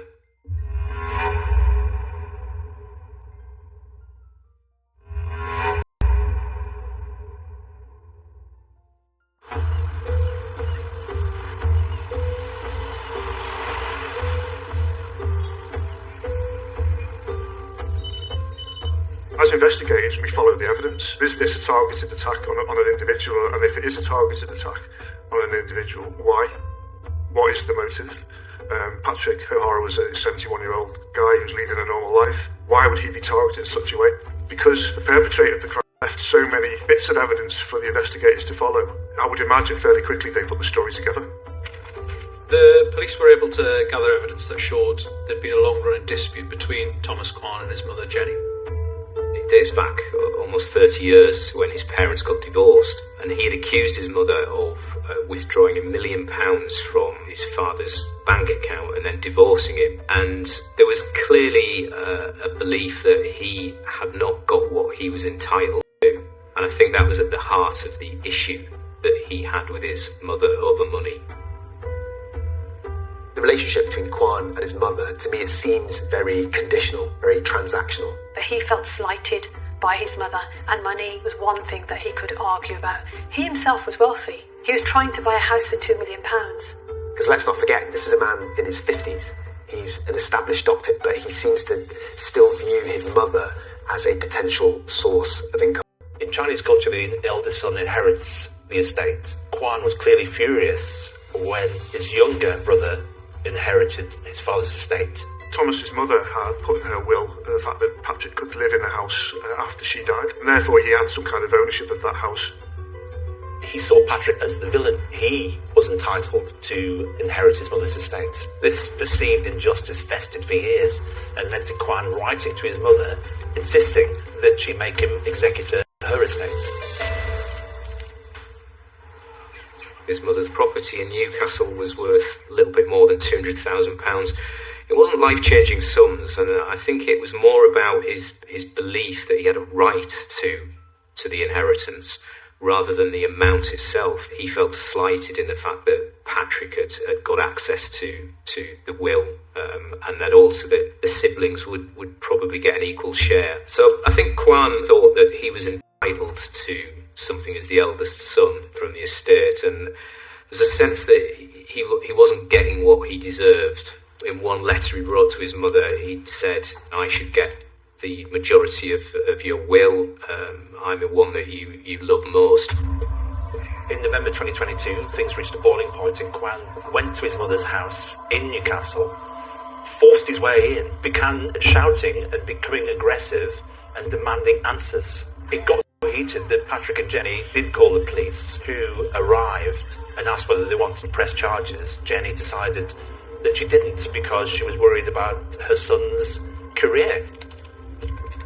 I think this shows that in certain circumstances, if his buttons are pushed, Kwan is somebody who can be quite explosive, quite volatile. And according to him, there's a bit of bitterness and resentment because she hadn't shown him enough love growing up. It's hard to know where the truth actually lies.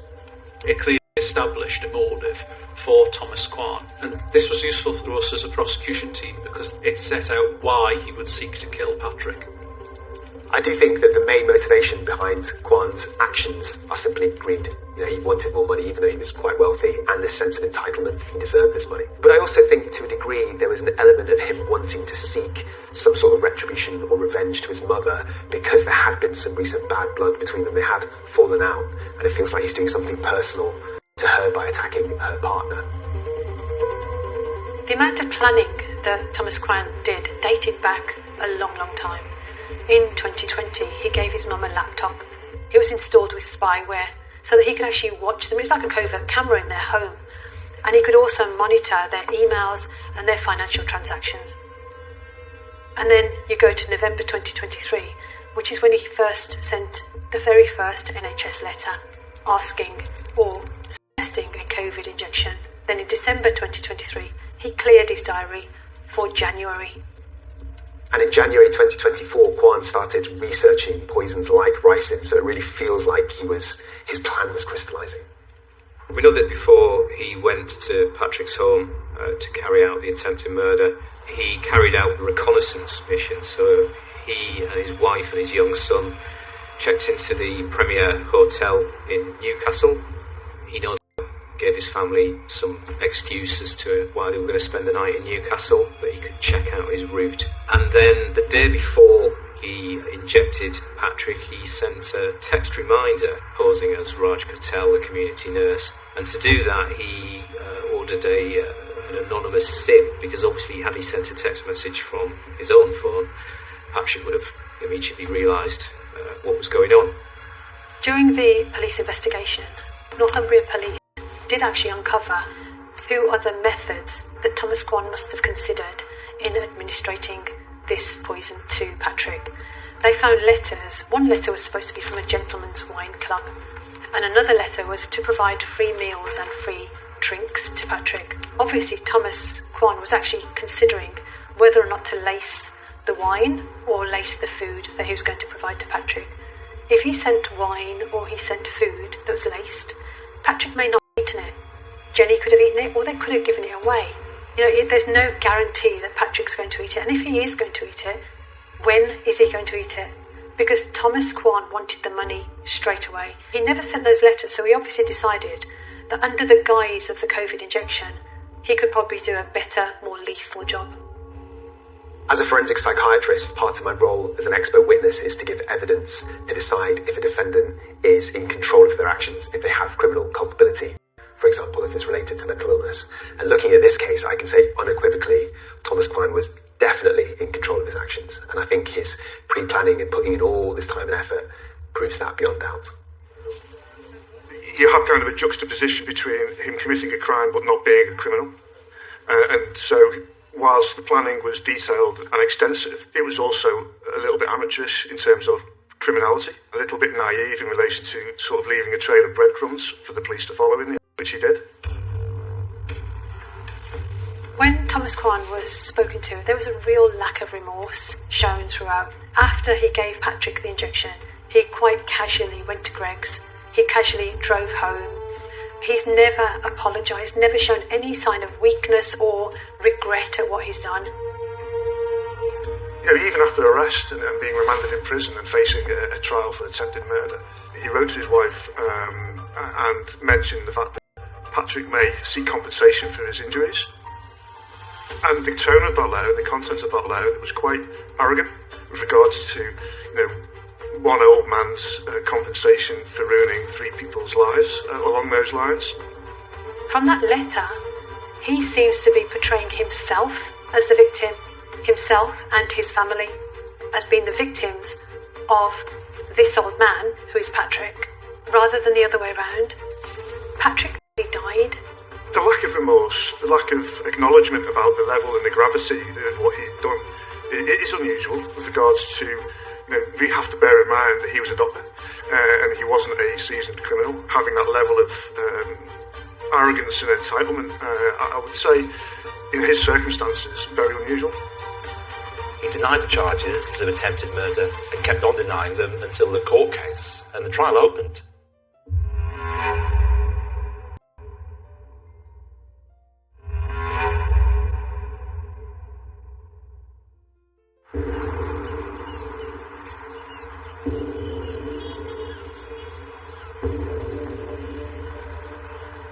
Kwan went to trial at Newcastle Crown Court in October 2024, where Kwan denied the charges of attempted murder. The barristers were present at court, witnesses had been arranged to attend, and the trial began. Thomas Kwan was in the dock, and the prosecution barrister delivered his opening speech to the jury, describing to them the evidence they were likely to hear and what the prosecution's case was about what had happened to Patrick. From the outset, Kwan had denied the charges. When he was first arrested, his legal team said he would vehemently contest the charges and deny attempted murder. There was a lot of evidence against Kwan. There was the CCTV showing him leaving the scene of the crime. There was all the material found at his home. There was the copies of the letters that he'd sent to Patrick. There was the books about poison. There were the chemicals. So the weight of evidence against him was extremely strong. I think sometimes when defendants get into court and the reality of a trial hits them, they can sometimes have a change of heart. We didn't get very far into the trial when Thomas Kwan indicated that he wished to change his plea, and on the 7th of October he asked to have the indictment put to him again, and he entered a guilty plea to the charge of attempted murder. At that point, the prosecution's role changes, and our job is then to present the case to the judge so that they can make a determination as to what the appropriate sentence was.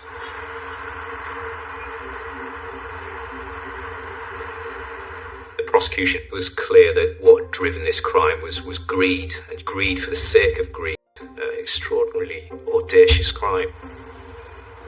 We needed to make clear to the judge the level of planning in this case, the number of steps that Thomas Kwan had taken to disguise what had happened. It was also important to highlight to the judge that this was an attempt to murder Patrick for financial gain. Thomas Kwan's ultimate aim was to remove Patrick as an obstacle to his perceived right to his inheritance from his mother.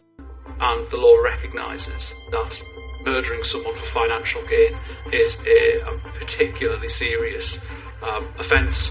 Another important factor was the location of the offence. The offence was committed in Patrick's own home, and we should all have the right to feel safe in our own home. Patrick was in court, surrounded by family members. The impact on him was extraordinary. So not only the physical scars, which were really quite bad. I mean, he had part of his arm removed. He lived with the scars and the pain for the rest of his life, but also the emotional scars. Hearing Patrick's victim impact statement in court was incredibly moving for everybody in court, I think. He talked about how his life would never be the same again. He talked about the psychological damage which had been caused to him, and everybody just listened. He described himself as being like a shell of his former self. All his confidence had gone. His relationship with Jenny sadly broke up. It's hard to overstate the impact that this attempted murder had on him, and will have for the rest of his life.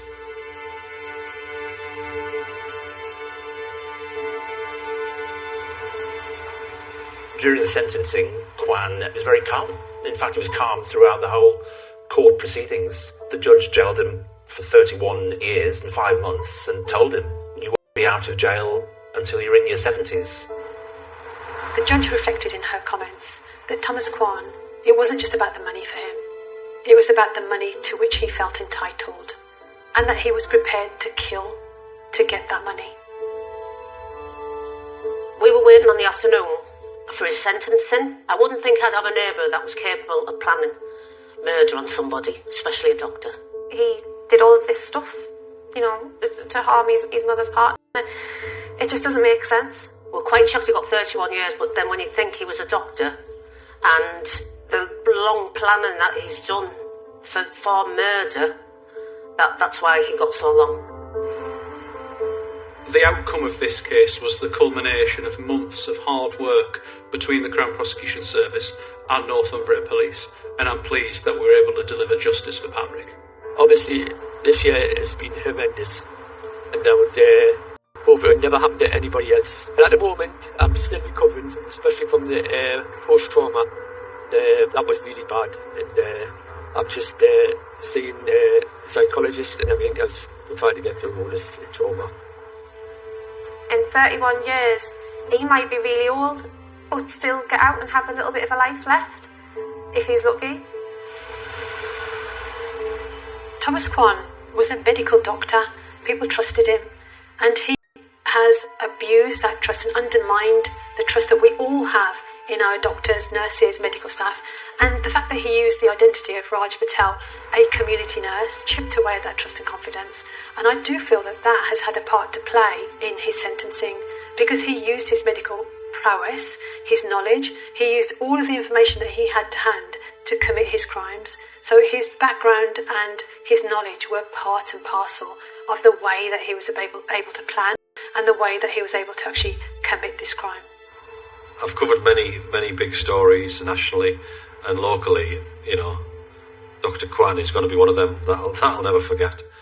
You know, the lengths that he went to try and get away with what he did is unimaginable.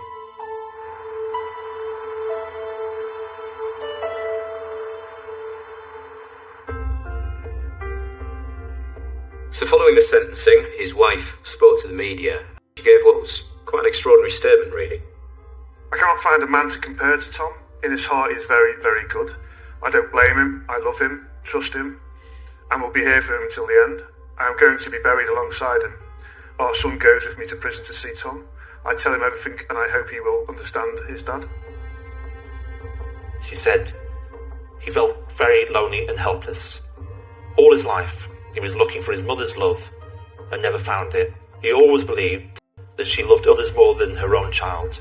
I'm not sure she necessarily believes that he's innocent of what he ultimately admitted to. But I think she thinks, like he does, that this was his mother's fault. She vows to stand by him. Only time will tell if she does. A question that I ask myself is, had Kwan not been caught, could he have gone on to kill somebody else? I don't think he's capable of extreme violence, so I don't think he's physically dangerous, but absolutely I think he lacks the moral boundaries and the empathy which would allow him to do something clandestine and secret like poisoning. How could someone who had gone through medical school, who'd spent all that time working as a GP, flip and go from being one of the guys helping people to someone trying to harm someone? There's no case in my career in the CPS that's comparable to this. The lengths Thomas Kwan went to commit this offence and to try and hide his offending were unparalleled. Donning a disguise such that he fooled his own mother as to who it was who was in her address is something I've not seen before, and I very much doubt I'll see it again.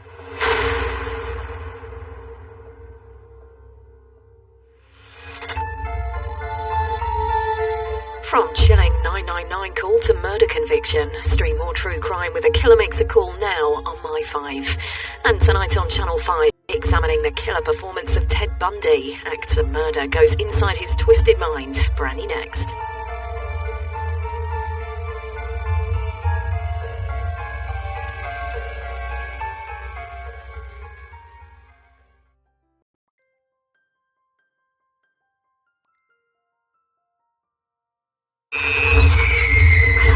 Murder so ghastly, your head will spin. It made the hair on the back of my neck stand up. It is now 48 48 hours into the search for the missing Nassau County mother. Where is she? What happened? Who is involved?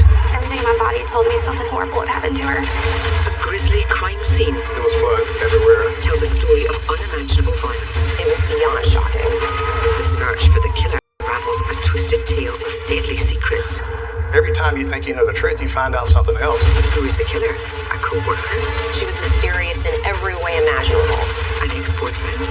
She described it as very violent. I didn't have no one to do that I've been missing. Or ex-husband? She's in the middle of a custody battle.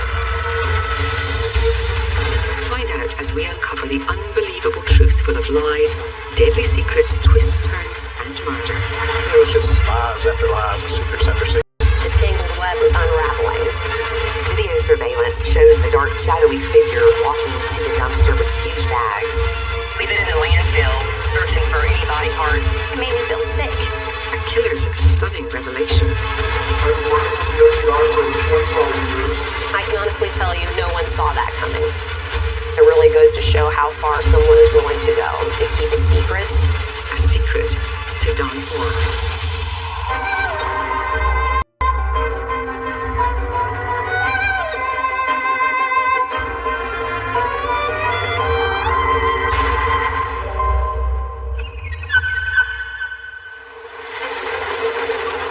On the northeast shores of sunny Florida is the small seaside city of Fernandina Beach.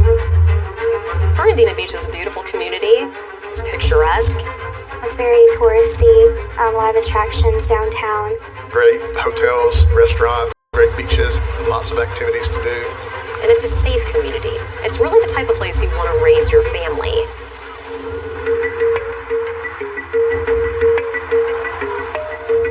Jennifer Siebert recently relocated to Fernandina Beach to be with her family. She had moved here to take care of an elderly mother who was not in good health. By all accounts, she was a good person. She was doing the very best she could. She was a hairstylist. And she was looking for a job. Jennifer manages to attain a stylist position at Tangles, a busy hair salon located only a few minutes away from the beach. Tangles was bright and fun. When you walk in, you just got a big greeting from everybody that was there. It was just a very inviting, welcoming place. When Jennifer first went to work at Tangles, she was well liked by her coworkers.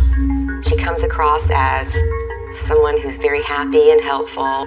She was willing to do chores around the shop and help out.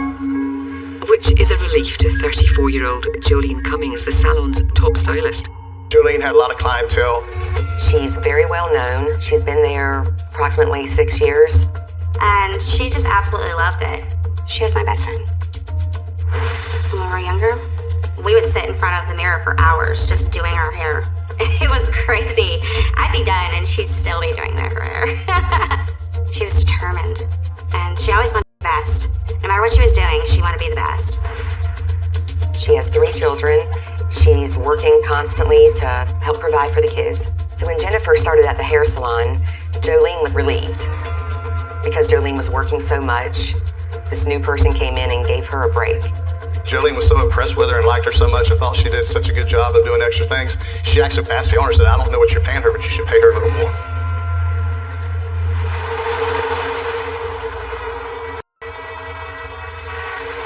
As the weeks pass, everything seems to be going well at the salon. But Jolene and her co-workers begin to notice some very odd things about the new stylist. She was just very secretive and just kind of strange. Not only that, Jennifer didn't seem to have any friends. She was a loner. She would not give out her cell phone number, which is pretty unusual for a hairstylist who's trying to build clientele. And she was wearing wigs, which is not what you would expect from someone who does hair professionally. I've never known a hairstylist that wears a wig. To say she was mysterious would be an understatement. Jennifer offers her co-workers a compelling reason why. She said that she came to Fernandina to look after her mother, but she's also hiding from an ex, that she's a domestic violence victim, which is the reason why she wears wigs. She described him as a stalker and a computer expert, and she felt that if she gave out her number, he would be able to track her or find her and locate her. She described him as very violent. So she didn't want her identity known. Jennifer's secret is safe with them. But little do they know how far she's willing to go to ensure she's never found. There was a gym in Fernandina Beach that she was a member of. She was spending hours on end at the gym.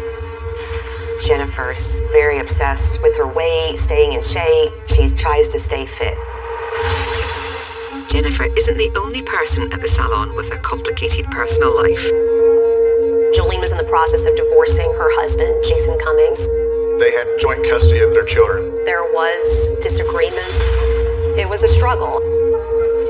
I was one-on-one with her through this entire process for her going through the divorce, and she was doing everything that she needed to do. Jolene was documenting every single conversation, every pickup time, every drop-off. She wanted to make sure that everything was covered for her children. Complicating matters, Jolene is contending with another Jason in her life. Shortly after her separation from her husband, she started dating a young man by the name of Jason G. And recently the couple have taken their relationship to the next level. Jason Gee moved in with Jolene. She saw something in this new boyfriend.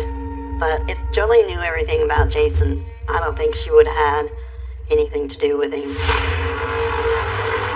Jason G had been keeping a secret from Jolene. He had some law enforcement issues, some criminal issues in the past, including drug issues. And he had an active arrest warrant for a violation of probation.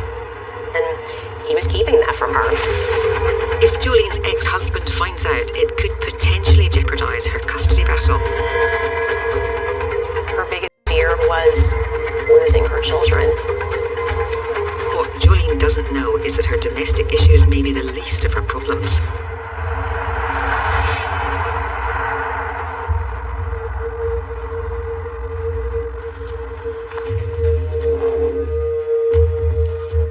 Jolene told me that this girl at her work was aggravating her. Several weeks after Jennifer went to work at the salon, there was an incident where Jolene was just absolutely slammed. She had a full clientele, there was a lot of stuff going on, and she was hoping that Jennifer would help. Can you help that customer? I'm busy. Jennifer just sat over in the corner playing on her phone and just refused to help Jolene. It was not normal for her to do that. There was another incident where Jolene had a client and she was in the middle of styling her hair. It was very busy in the shop, and another customer came in to buy a gift card. Hey, customers at the cash. They want a gift card. No, they're closer. There was a lot of tension between Jolene and Jennifer. Jolene can't figure out why the relationship is deteriorating. But there are deadly secrets hiding just below the surface. Who is this person? It just seemed like everybody was protecting some kind of secret and some kind of lie.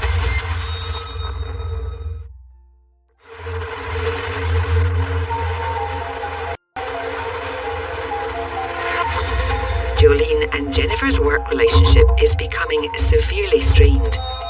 It started off great, but as time's passed, it's getting more and more stressed. There was back and forth, there was bickering. Jolene has no idea Jennifer's behavior is about to get much worse. Jennifer began to nitpick.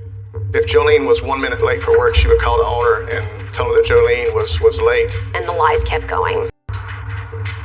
Jennifer's aim is to get Jolene fired. Jennifer then makes a report to the owner that Jolene is stealing money from the cash register. Jolene is shocked by the allegations. She wasn't having that at all. She's never once backed down from anybody. Jolene informs the owners that everything Jennifer told them is a lie, and they believe her. They trusted her. She was on one-on-one communication with the owners of the salon constantly. They knew if she was running late. They knew if she was taking money out of the drawer. And that would have been none of Jennifer's business to even pay attention to something like that. Jennifer's plan to get Jolene fired has failed, but the owners decide not to reprimand Jennifer in consideration of her dire circumstances. She had said that she was running from an abusive ex. Jolene didn't believe her, though. Jolene had a very good bullshit detector. Maybe that came from her parents being in the police department.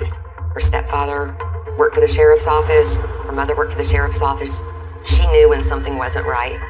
She does have kind of a sixth sense. Although it's not completely foolproof. Case in point, her current boyfriend, Jason Gee. Jason G was keeping a secret from Jolene. She didn't know that he had problems with the law. That will soon change. Jolene had discovered that he had violated the terms of his probation. She confronted him. She told Jason, "You can't stay here." She was concerned about him staying at her house with an active arrest warrant because she did not want that to weigh negatively on her custody battle with her ex-husband. Jason became very upset, enraged. There was a large fight, there was yelling, there was screaming, and it frightened the neighbors. So much so, they end up calling 911. But unfortunately, by the time patrol officers got there, Jason had fled.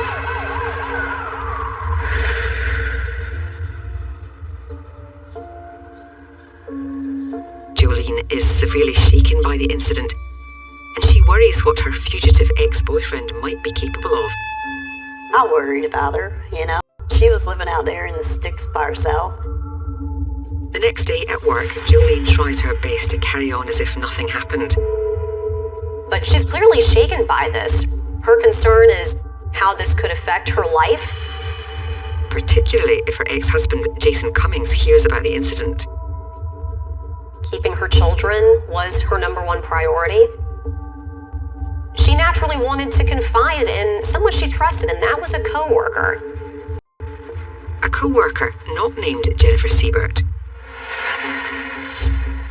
When Jennifer Siebert sees this conversation, her antenna goes up. She wants to listen in.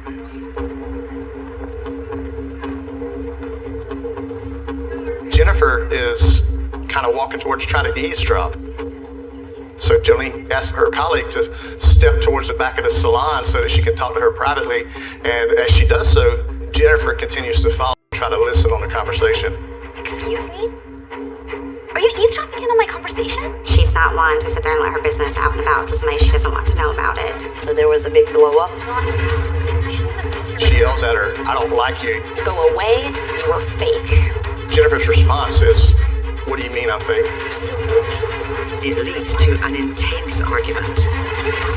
It got so heated that the co-worker had to intervene.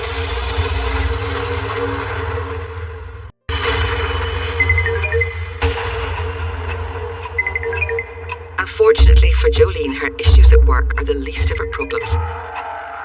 Word that the police were called to her home over her domestic disturbance with Jason Gee has reached her ex-husband.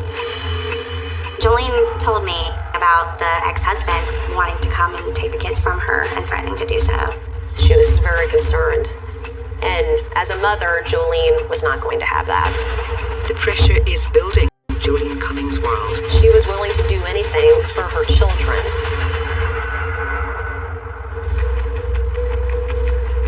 It's Saturday, May the 12th, and the salon is hopping.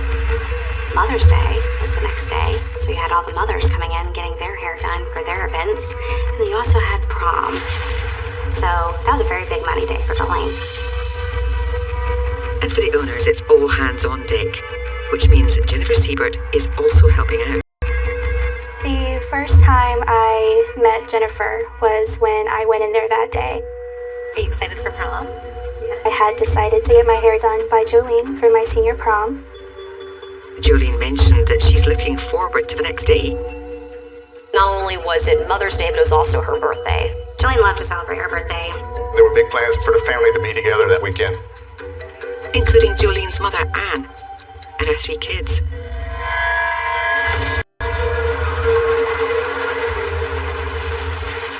But the next day, while Anne is preparing for the party, she receives a distressing phone call from Jason Cummings. Jolene and Jason Cummings had a normal meeting place at a grocery store in the town of Hilliard, Florida. She didn't show up. This was out of the ordinary for her not to show up to get her children. Jolene is also not responding to Jason or her mother's calls and texts. And they were very concerned. Even her best friend is unable to reach her. I called her, but Jolene never called me back or texted me. Where is she? Where is she? Where is she?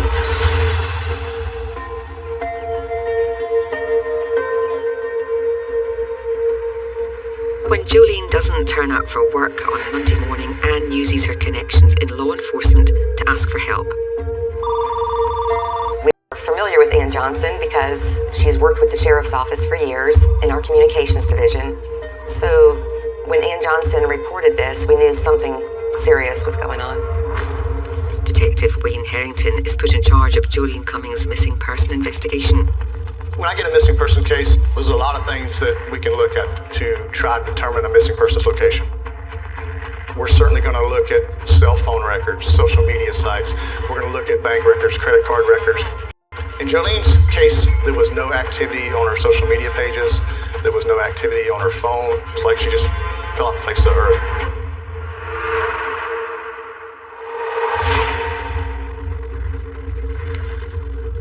Harrington knows it's still early days and is hopeful Jolene will eventually show up. In the meantime, police need to ascertain Jolene's last known whereabouts.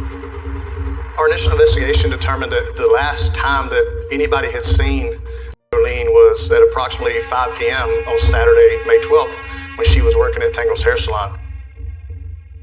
I contacted the owner of Tangle's Salon and determined that the only two people that had worked on that Saturday the 12th was Jolene and co-worker Jennifer Seibert. Let's find Jennifer Seibert. Let's talk to her.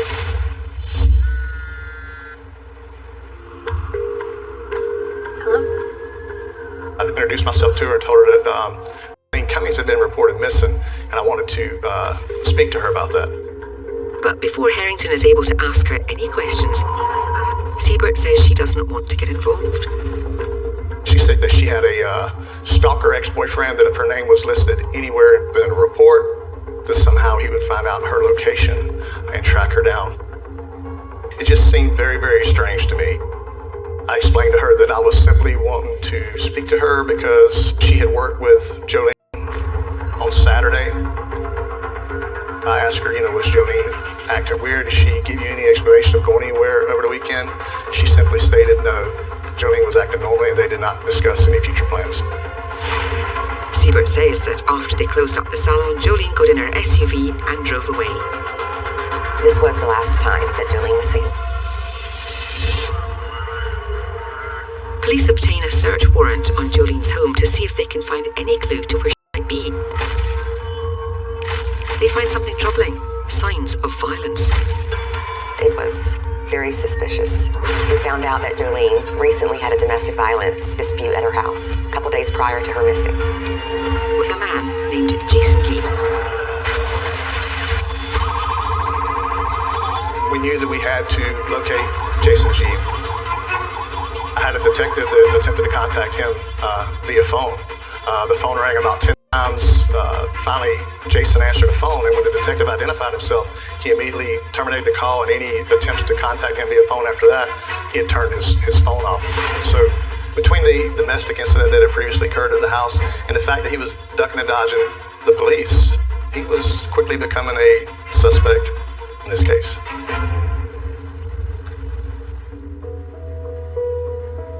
Police are still hopeful Jolene will eventually turn up. They look to her family members and friends to see if they can provide anything that will help find her. I had no clue. I was just started playing off all these, different scenarios. Maybe she just needed a break because of how much stress she'd been under. Jolene was in the middle of a custody battle with Jason. She did call me about putting an injunction of protection against him because he was threatening to take the kids. We were all trying to figure out, is her soon-to-be ex-husband a person of interest? I knew that this was somebody that I needed to talk to.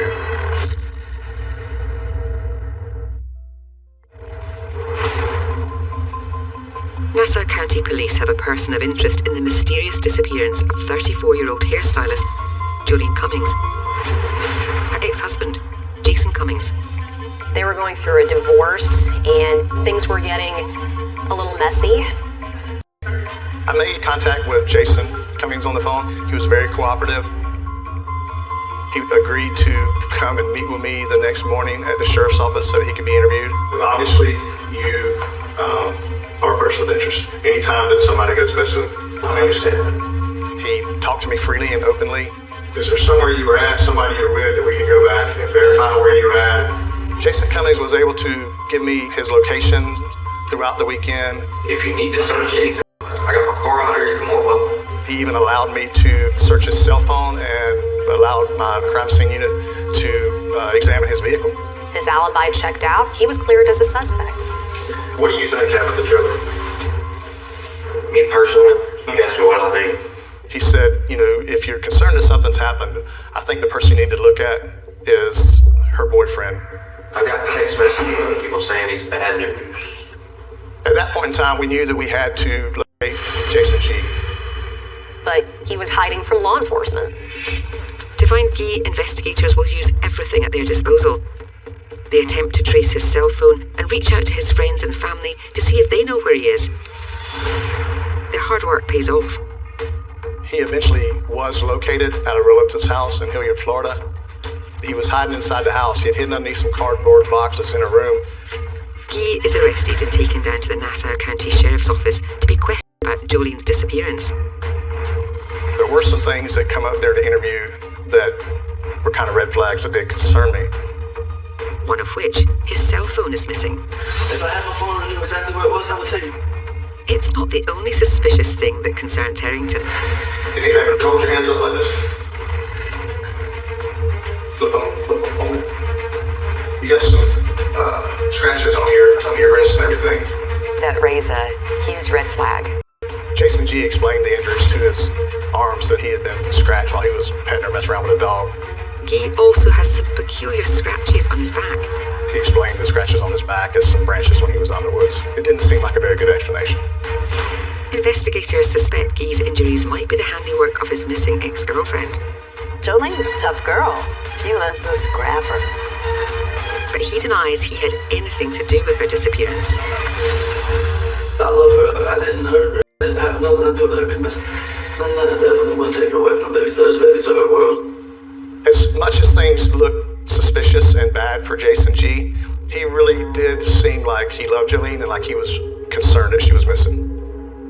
Guy is also able to account for his whereabouts around the time Jolene went missing.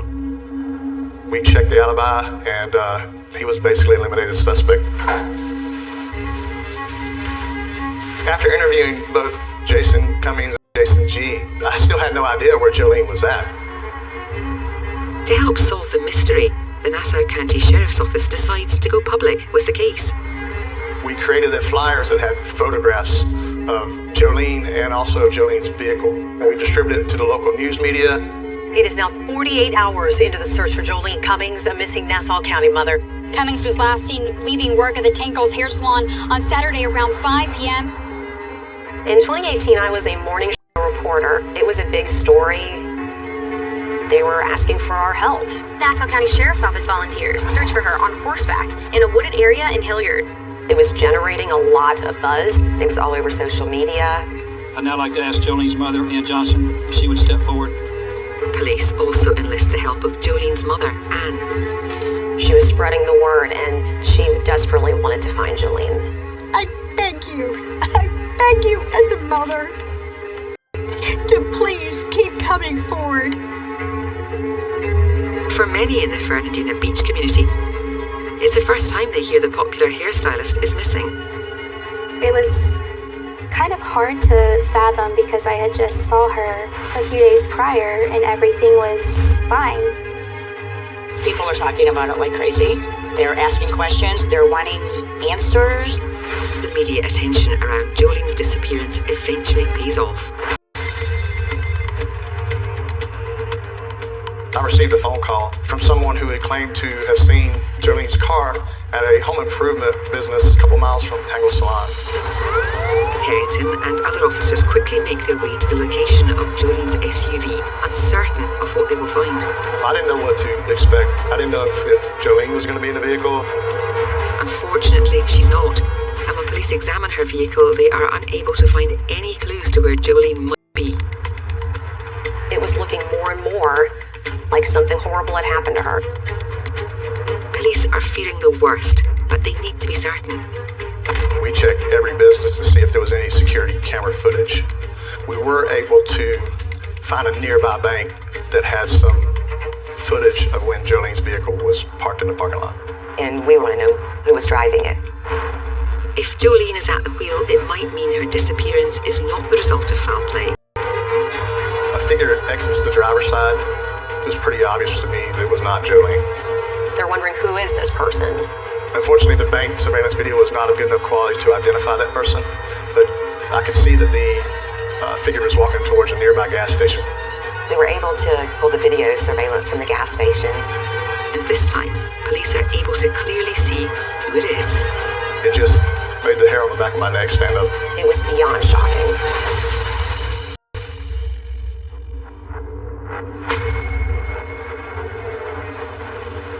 The Nassau County Sheriff's Office are hopeful the gas station security footage will reveal who's responsible for Jolene Cummings' disappearance. The fortunate thing was that this particular station has excellent surveillance video. It was very clear that the person who had exited Jolene's vehicle and entered the gas station was Jennifer Seibert.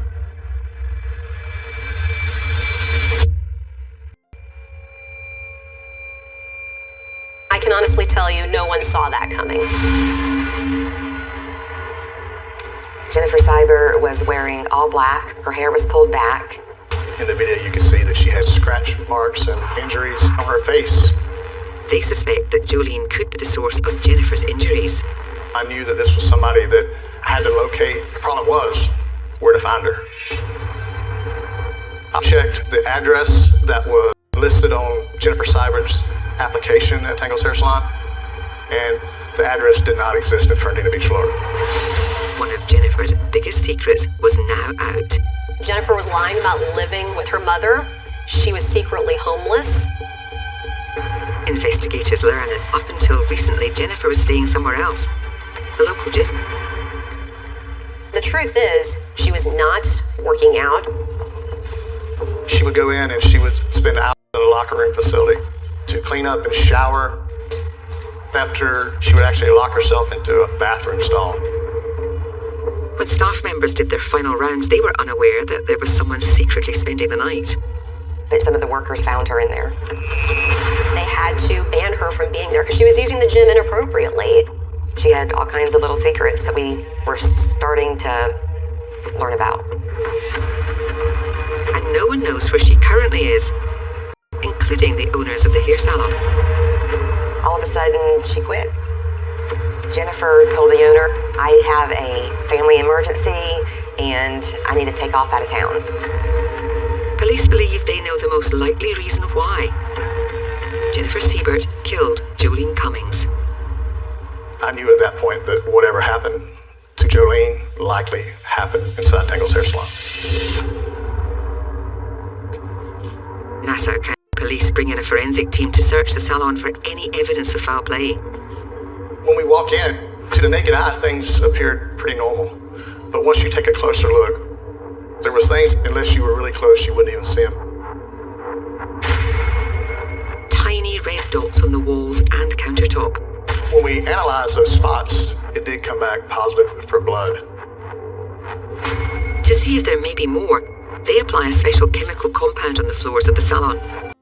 Luminol is a forensic tool that's used to detect blood at a crime scene. That entire salon lit up like a Christmas tree. There was blood everywhere. At that point, we knew something tragic had happened at that salon. And not only that, someone had attempted to clean up the blood. And later, we did find a mop in the back storeroom area of the salon that did test positive for blood. A subsequent DNA test proves that it belongs to Jolene Cummings. And considering the amount of blood found at the scene, detectives know it's unlikely she's still alive. Nobody could lose that much blood and survive. At that point in time, I said to myself, you're no longer working a missing persons investigation. This is now a homicide. I knew that I had to make contact with Ann Johnson and inform her that her daughter was dead. She was devastated. I'm sure it was probably the most horrible day of her life. News of Jolene Cummings' death shocks the community of Fernandina Beach. Breaking news out of Nassau County tonight as the sheriff's office believes that a missing Yulee mother, 34-year-old Jolene Cummings, is dead. No. I knew it before I knew it. I knew it on the inside of me. Everything in my body told me something horrible had happened to her. Sorry. There was a memorial in front of the Tangles hair salon. People were leaving flowers. They wanted answers just as much as the family did. Who killed Jolene? And where is her body? The grisly answer is soon revealed when the Nassau County Sheriff's Office reach out to a business located near the hair salon. There was one restaurant near Tangles with a camera in the way behind the restaurant and behind the salon. Detectives view the security footage from the night Jolene disappeared and are disturbed by what they see. We watch Jennifer carrying out trash bags and throwing them in the dumpster. Considering the large traces of blood discovered inside the salon, investigators suspect they know what Jennifer is throwing out. I certainly think it's possible she dismembered Jolene in order to be able to dispose of her more easily. I believe that at least part of Jolene may have been in those trash bags. Unfortunately, the police don't have enough evidence to prove Jennifer killed Jolene. Shortly after the video was taken, a garbage truck showed up. We don't have a body, and to get a conviction on a homicide case without a body is extremely difficult. Investigators are able to locate the landfill site the dumpster's contents were taken to. And with the FBI's assistance, they begin the difficult search for Jolene Cummings' remains. We've been in the landfill, searching for any body parts.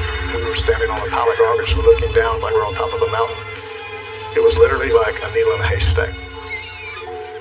While the search for Jolene's body continues, detectives attempt to track down her suspected killer, Jennifer Siebert. We knew that she was likely living out of her vehicle, so we searched areas where someone who was living out of a car may frequent a truck stop or a road rest area. I got in the car and I went 95 south trying to locate her. I went to a couple of rest areas. The first one, I didn't see her vehicle. I decided to turn around, and while I was pulling through, I saw her vehicle, and I thought, there she is. That's her. In the driver's seat, sound asleep. Knowing Jennifer is potentially dangerous, Detective Rose calls for backup. Once we got there, we approached with our guns drawn, and we gave her orders to exit the vehicle with her hands in the air. Police are confident they now have Jolene's killer in custody. Little do they know that Jennifer Siebert will soon reveal a startling secret that will turn their entire investigation upside down. She was full of secrets and lies. Every time you think you know the truth, you find out something else.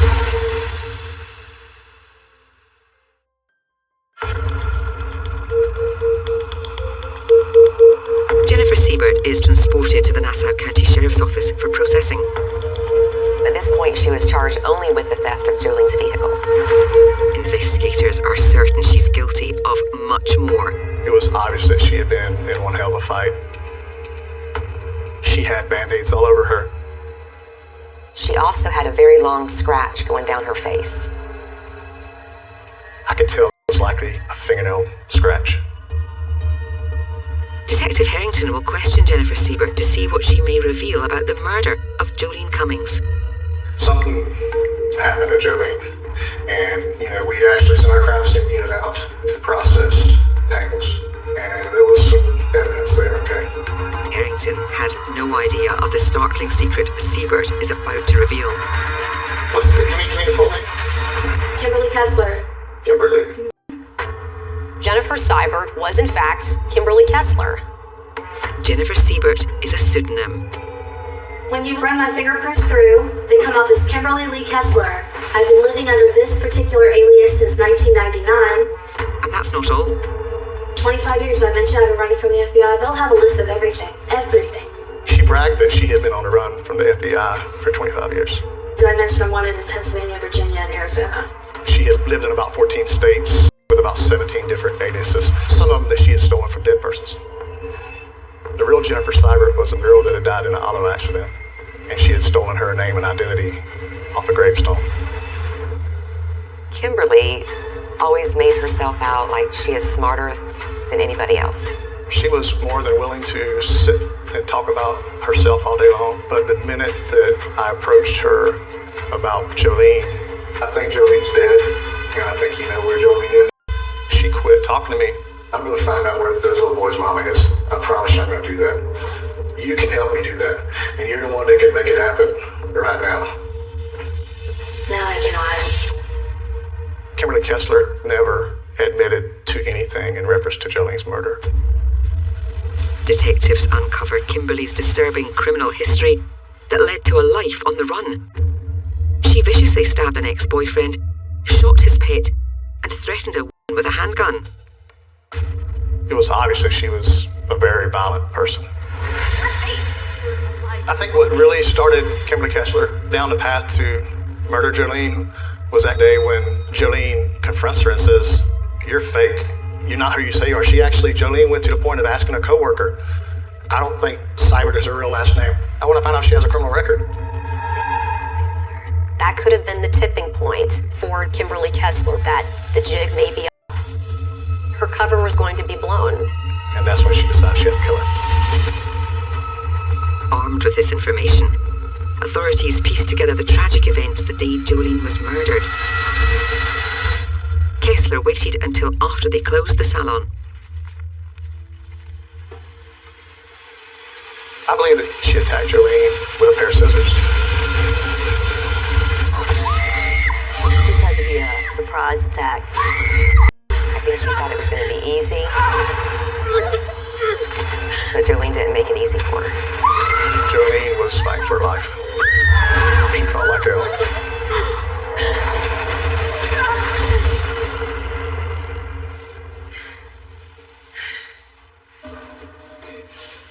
After Jolene was dead, Kessler hatched a diabolical plan to dispose of the evidence.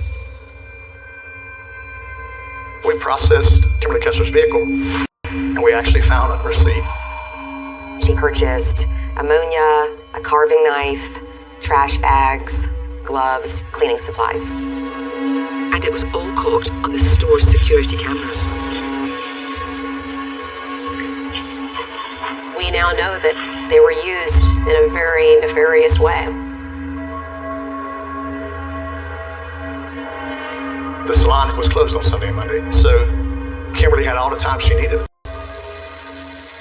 What happened in that salon was horrific. She is truly a sick person. Despite their best efforts, police are unable to find Jolene Cummings' remains. But the evidence against Kimberly Kessler is insurmountable. In Kimberly Kessler's vehicle, we found a pair of scissors that we tested, and we did determine that it was Jolene's blood. We eventually did find a storage unit that she had in Fernandina Beach, and we obtained a search warrant for that storage unit. We found a lot of items that were very important to this case. All black clothing that was very consistent with the clothes that were shown in the gas station video. We also found the black combat military-style boots. In the storage unit, we found multiple cell phones. We got individual search warrants for each one of those phones, and the results were quite shocking. We discovered that days prior, she was looking up co-worker guilty of murder, no body, no crime. There were searches related to autopsy and how to dismember a body. To me, that's premeditated. This is not a crime where her and Jolene got in a fight at the salon and it got out of hand. This was something that, was planned. This was something where she intended to murder her. Kimberly Kessler is eventually convicted of first-degree murder and is sentenced to life in prison without any possibility of parole. To murder someone just to protect a secret, it's an awful reason to murder somebody. She could have very easily got in her car and drove away, and a week later, no one in Fernandina Beach would have knew she existed. Jolene was the truly outstanding person. The saddest part of the story is just knowing that her children will never see her again. It would be very important for her kids to have some sort of closure. I want her to be remembered as a strong woman, fun-loving, and an amazing mother. I miss her laugh. and her smiles. She was full of life. She was my best friend. And soulmate. I loved her so much.